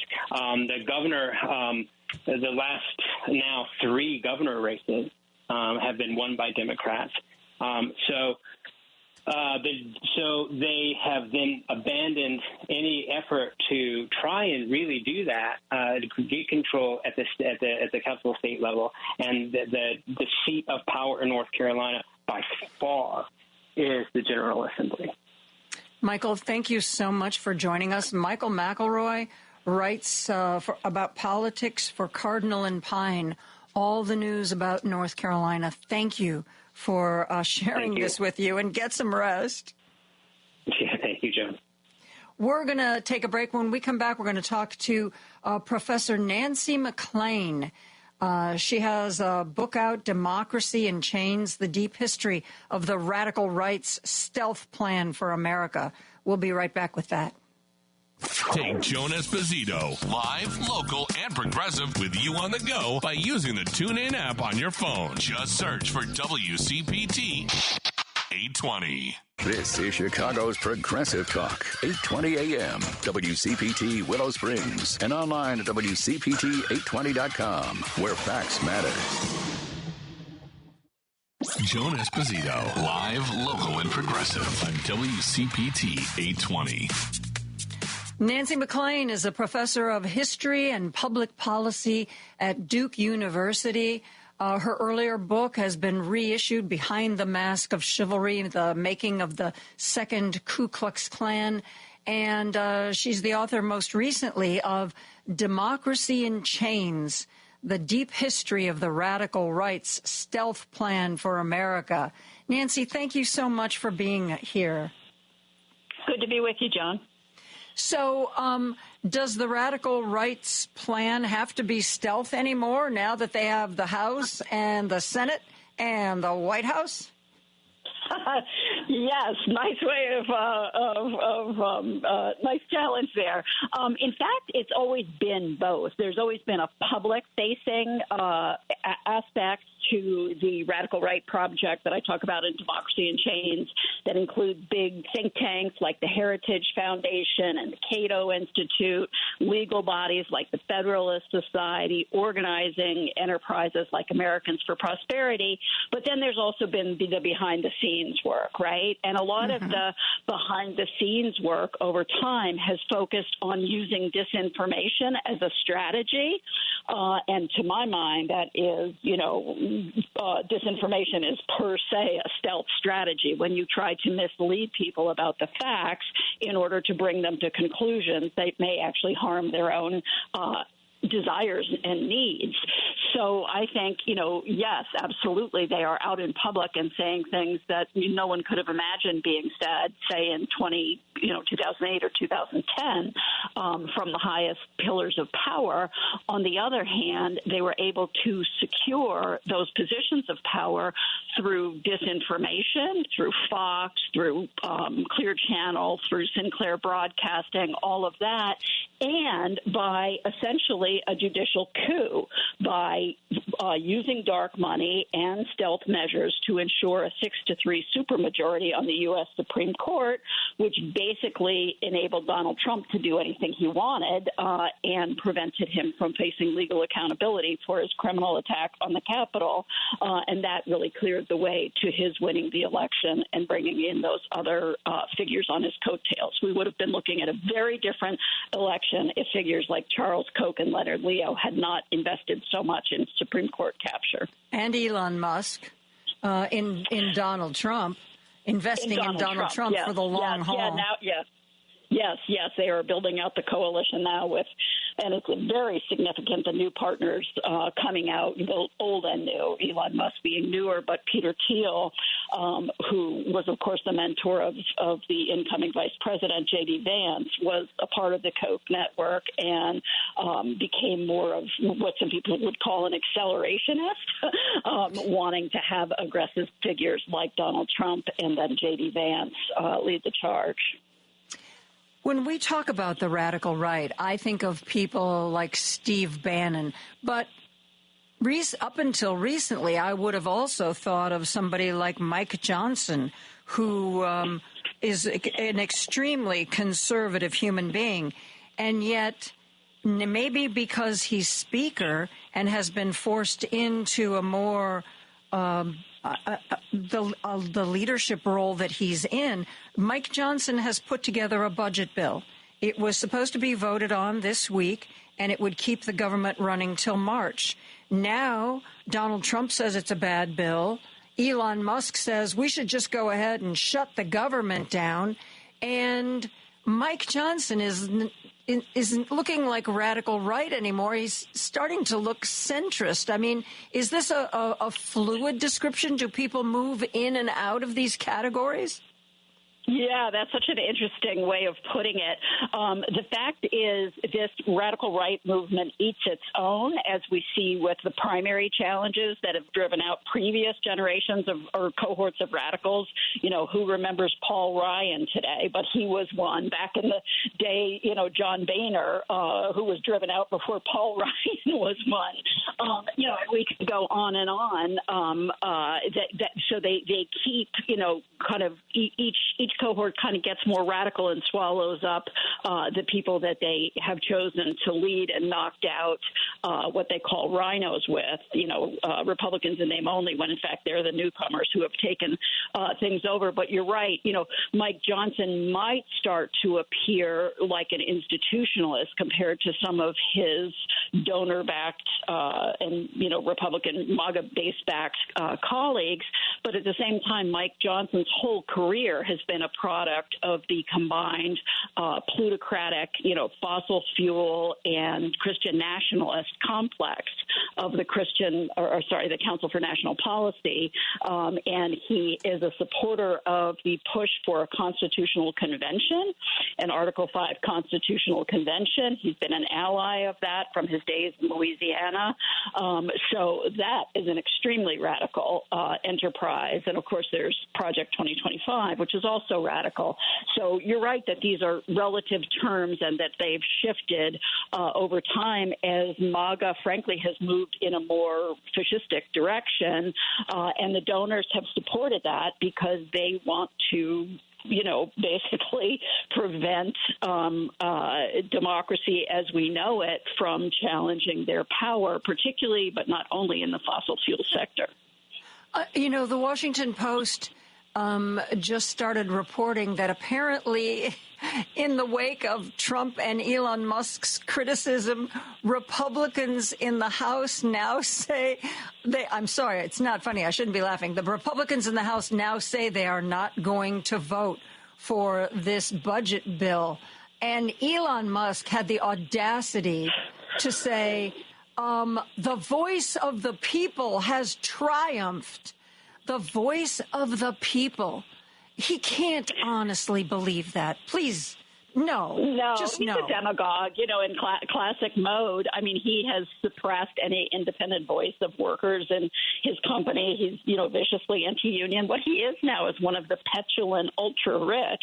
But, you know, we have let inequality in American society develop to such an unprecedented, an unparalleled point that we have, you know, the richest men in the world acting like petulant children, smashing games, you know, that they were not invited to and did not control. And so, yeah, I mean, Elon Musk seems crazier and crazier by the day.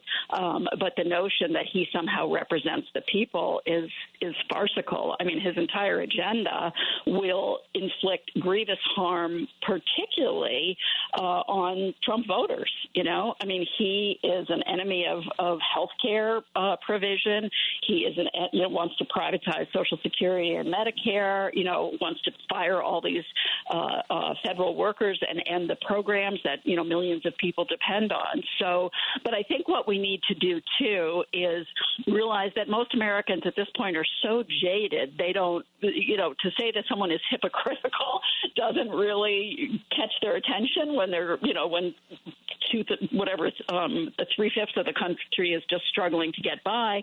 So I think it's really important that as we go into this new administration, we show very carefully the impact of the policy choices that this administration is pursuing, and that its terrible appointments will inflict, show the impact of that on people's day-to-day life, whether it is their health care access, their conditions of work, their ability to find child care for their children, their public schools, quality of air and water. We could go on. Yeah.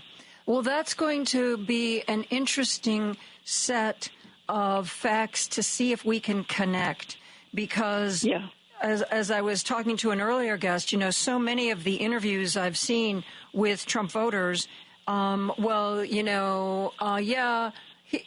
not going to deport me. I'm a good immigrant. Basically, I don't believe, he's just Trump being Trump. He's not going to do all the things he says. And I'm thinking to myself, you're voting for somebody and you're counting on the fact that they're not going to do what they've said they're going to do. If there's that kind of a disconnect, I think God help us trying to convince them, by the way, the reason you didn't get that $25,000 to help you with the first-time home purchase is because that was Kamala's idea, not Donald Trump's idea. And you know what? You voted against it. So I think it's, it seems so obvious. Can tell people how these new regulations and how the new deregulation and all that is making their life more painful and more expensive. And I sure hope that's something we can do, because it seems like there's a real difficulty in trying to convince people that up is up and down is down these days.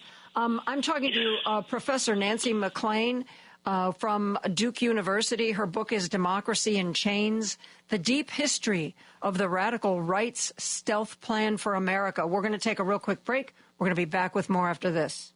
Podcasts of Joan Esposito, live, local, and progressive, are available on Spotify, Apple Podcasts, TuneIn, iHeartRadio, YouTube, and Amazon. Just search for Joan Esposito. Chicago's Progressive Talk, WCPT 820, where facts matter. Now back to Joan Esposito, live, local, and progressive on WCPT 820. And I'm talking with Nancy McLean, a professor of history and public policy at Duke University, author of the recent book, Democracy in Chains, The Deep History of the Radical Right's Stealth Plan for America.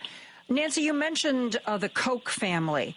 I know that they were very... well, I don't know how. I'm trying to put this in a way that isn't completely mean. That they were instrumental in funding and leading a lot of the far-right political candidates and ideas. Are they still a major force today? Well, David Koch passed away in a few years back. But Charles Koch, who's now in his 80s, has always been the true leader of among those brothers. And you're right, he funded essentially the entire libertarian infrastructure in the U.S. and much more. And it's important to realize that he, after the election of President Obama, began to convene this donor network. So when we say the Koch network, we're not just talking about the family foundations. We're talking about over 600 ultra wealthy donors at last wasn't count. That the club? And you had to commit to like $100,000 or some outrageous amount of money to be in the club? Yeah, a year. Maybe it's $100 million. I don't know. Koch, the mainstream media, legacy media, continue to treat Koch as somehow different from what's going on in the Republican Party, and as you say, the kind of conquest of the mainstream right. But that's not true. A report this past year by ProPublica showed that Koch Industries was the largest corporate funder of the election deniers in Congress.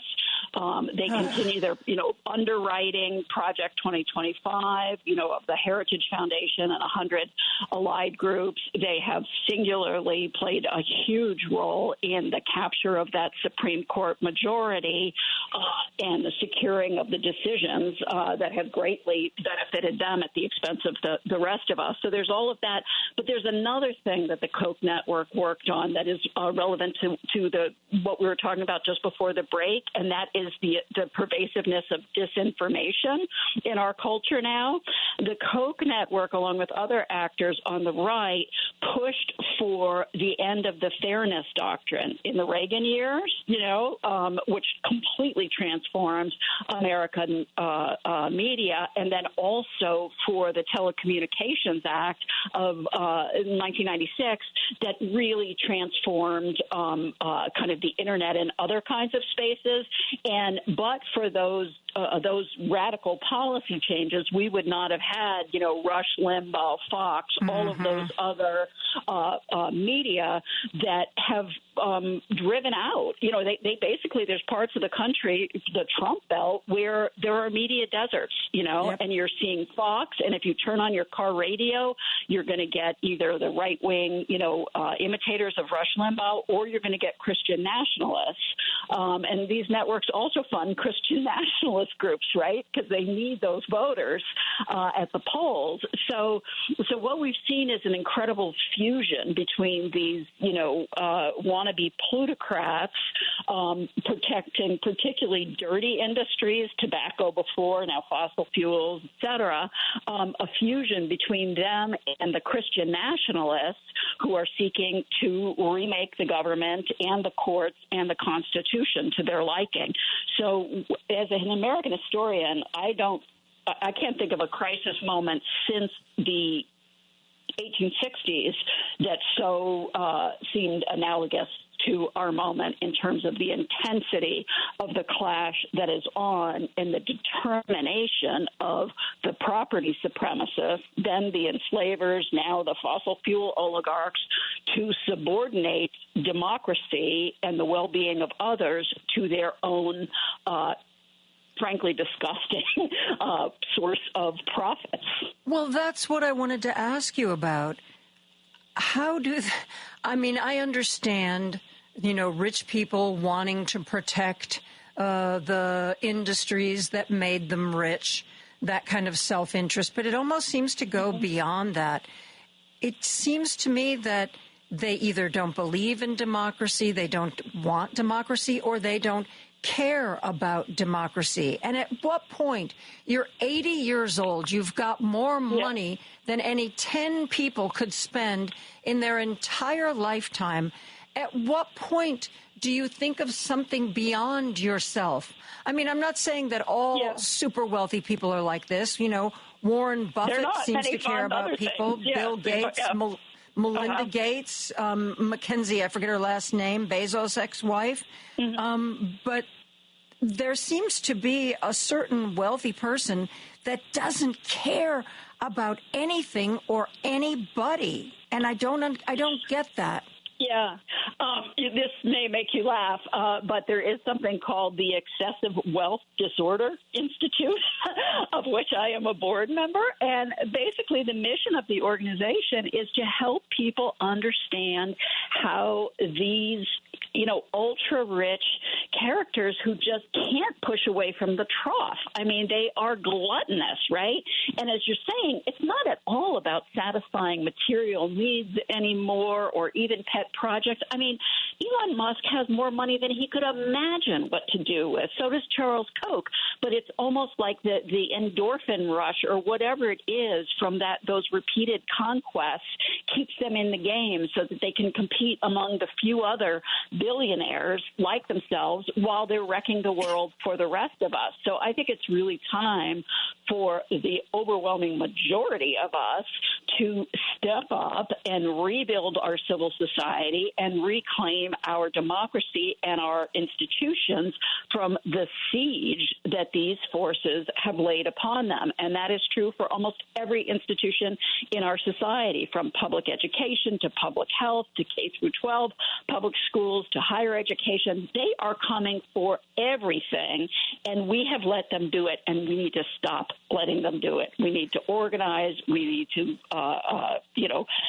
reclaim this country before it crashes. Because, again, I'm a historian. Like, these people do not, I can guarantee you, they do not pay good attention to history. I've seen the programs they fund and the work their subsidized scholars put out. And it's like they miss the whole interwar period in world history, the period that brought the rise of fascism and communism when liberal democracy stopped functioning. This is a road that leads to dictatorship, that leads to tyranny, that leads to horrible killing and vengeance, and that ultimately leads to war. It is a path we need to get off before we walk any further. Why do you think when we've got people like Warren Buffett and Bill Gates has been very involved in philanthropy, but those two have stayed very clear of politics? Do we try to find billionaires, our billionaires, to counter their billionaires? Because it just seems, Nancy, that people like you and me, well, maybe not so much you because you can write books about it, but the average person just sort of feels like, how can I go up against this? The deck is stacked against me. I hear you. Bill Gates actually gave $55 million at the last. Or pledged at least $55 million to Kamala Harris's campaign. Too late to make a difference, but did do that. But I think the problem that we face is that all of these billionaires are bad for us, right? Are bad for our society, are bad for our culture, are bad for our institutions, are bad for our environment. And I think something does go wrong with a lot of them. I mean, not to get, too psycho-dooky or in the weeds, but apparently, Bill Gates got fascinated by Epstein's lifestyle, and that was part of the reason for the divorce, right? I mean, they just start to think of other people, as things, right, for their own pleasure, their own accumulation, or whatever. So I believe that we need to embrace, a much more stringent of taxation on the super high incomes, the ones that are, 0.01%, because those are the ones causing most of this trouble. And we need to be going back to a sane system of taxation, not just because we need the money to fund the things that they have gutted, but almost more fundamentally to save our culture and our democracy, because it's people in that 0.1% who get so full of themselves and so arrogant that they think they have a divine right to dominate the rest of us. And that's not the country any of us was born into or wants to live in. Nancy, I'm enjoying this conversation so much, but we are out of time. Please tell me that in the new year you will come back and talk with us again. Sure. It's always a pleasure. Yeah. And people God only knows. And get strong. We're in a weird period now because we know that bad things are going to roll out after January 20th, but it's not exactly clear what or how. And so we're in this kind of limbo stage that is very, very unsettling. But I think each one of us can really think deeply, perhaps over the holiday break, about what really matters to us. What is our bottom line? Where are we going to find our voices? Exactly. Where are we going to go into action? Because we can't all do everything, but we can all do something. That's right. Professor Nancy McLean from Duke University. The book is Democracy in Chains, The Deep History of the Radical Right's Stealth Plan for America. Nancy, I will talk to you again in the new year. Take care of yourself. All right. You too, Joan. Thanks. Bye-bye. Bye. That is going to do it for me today. Tomorrow, Eric Zorn is going to join me. Thursday, the Picayune Sentinel comes out, so I'm sure we're going to have lots to talk about. Marge Halpern from Indivisible Chicago is going to be here as well, so it should be fun. Driving It Home with Patty Vasquez is up next. She's going to be talking to a representative of Belong Fox Valley, a nonprofit that works for the LGBTQ community in the Fox Valley area. I will see you tomorrow at 2 o'clock. Lady B, feel better. I hope you don't have to stay home sick, but take care of yourself. I will be here. Stay safe, my friends. Good night.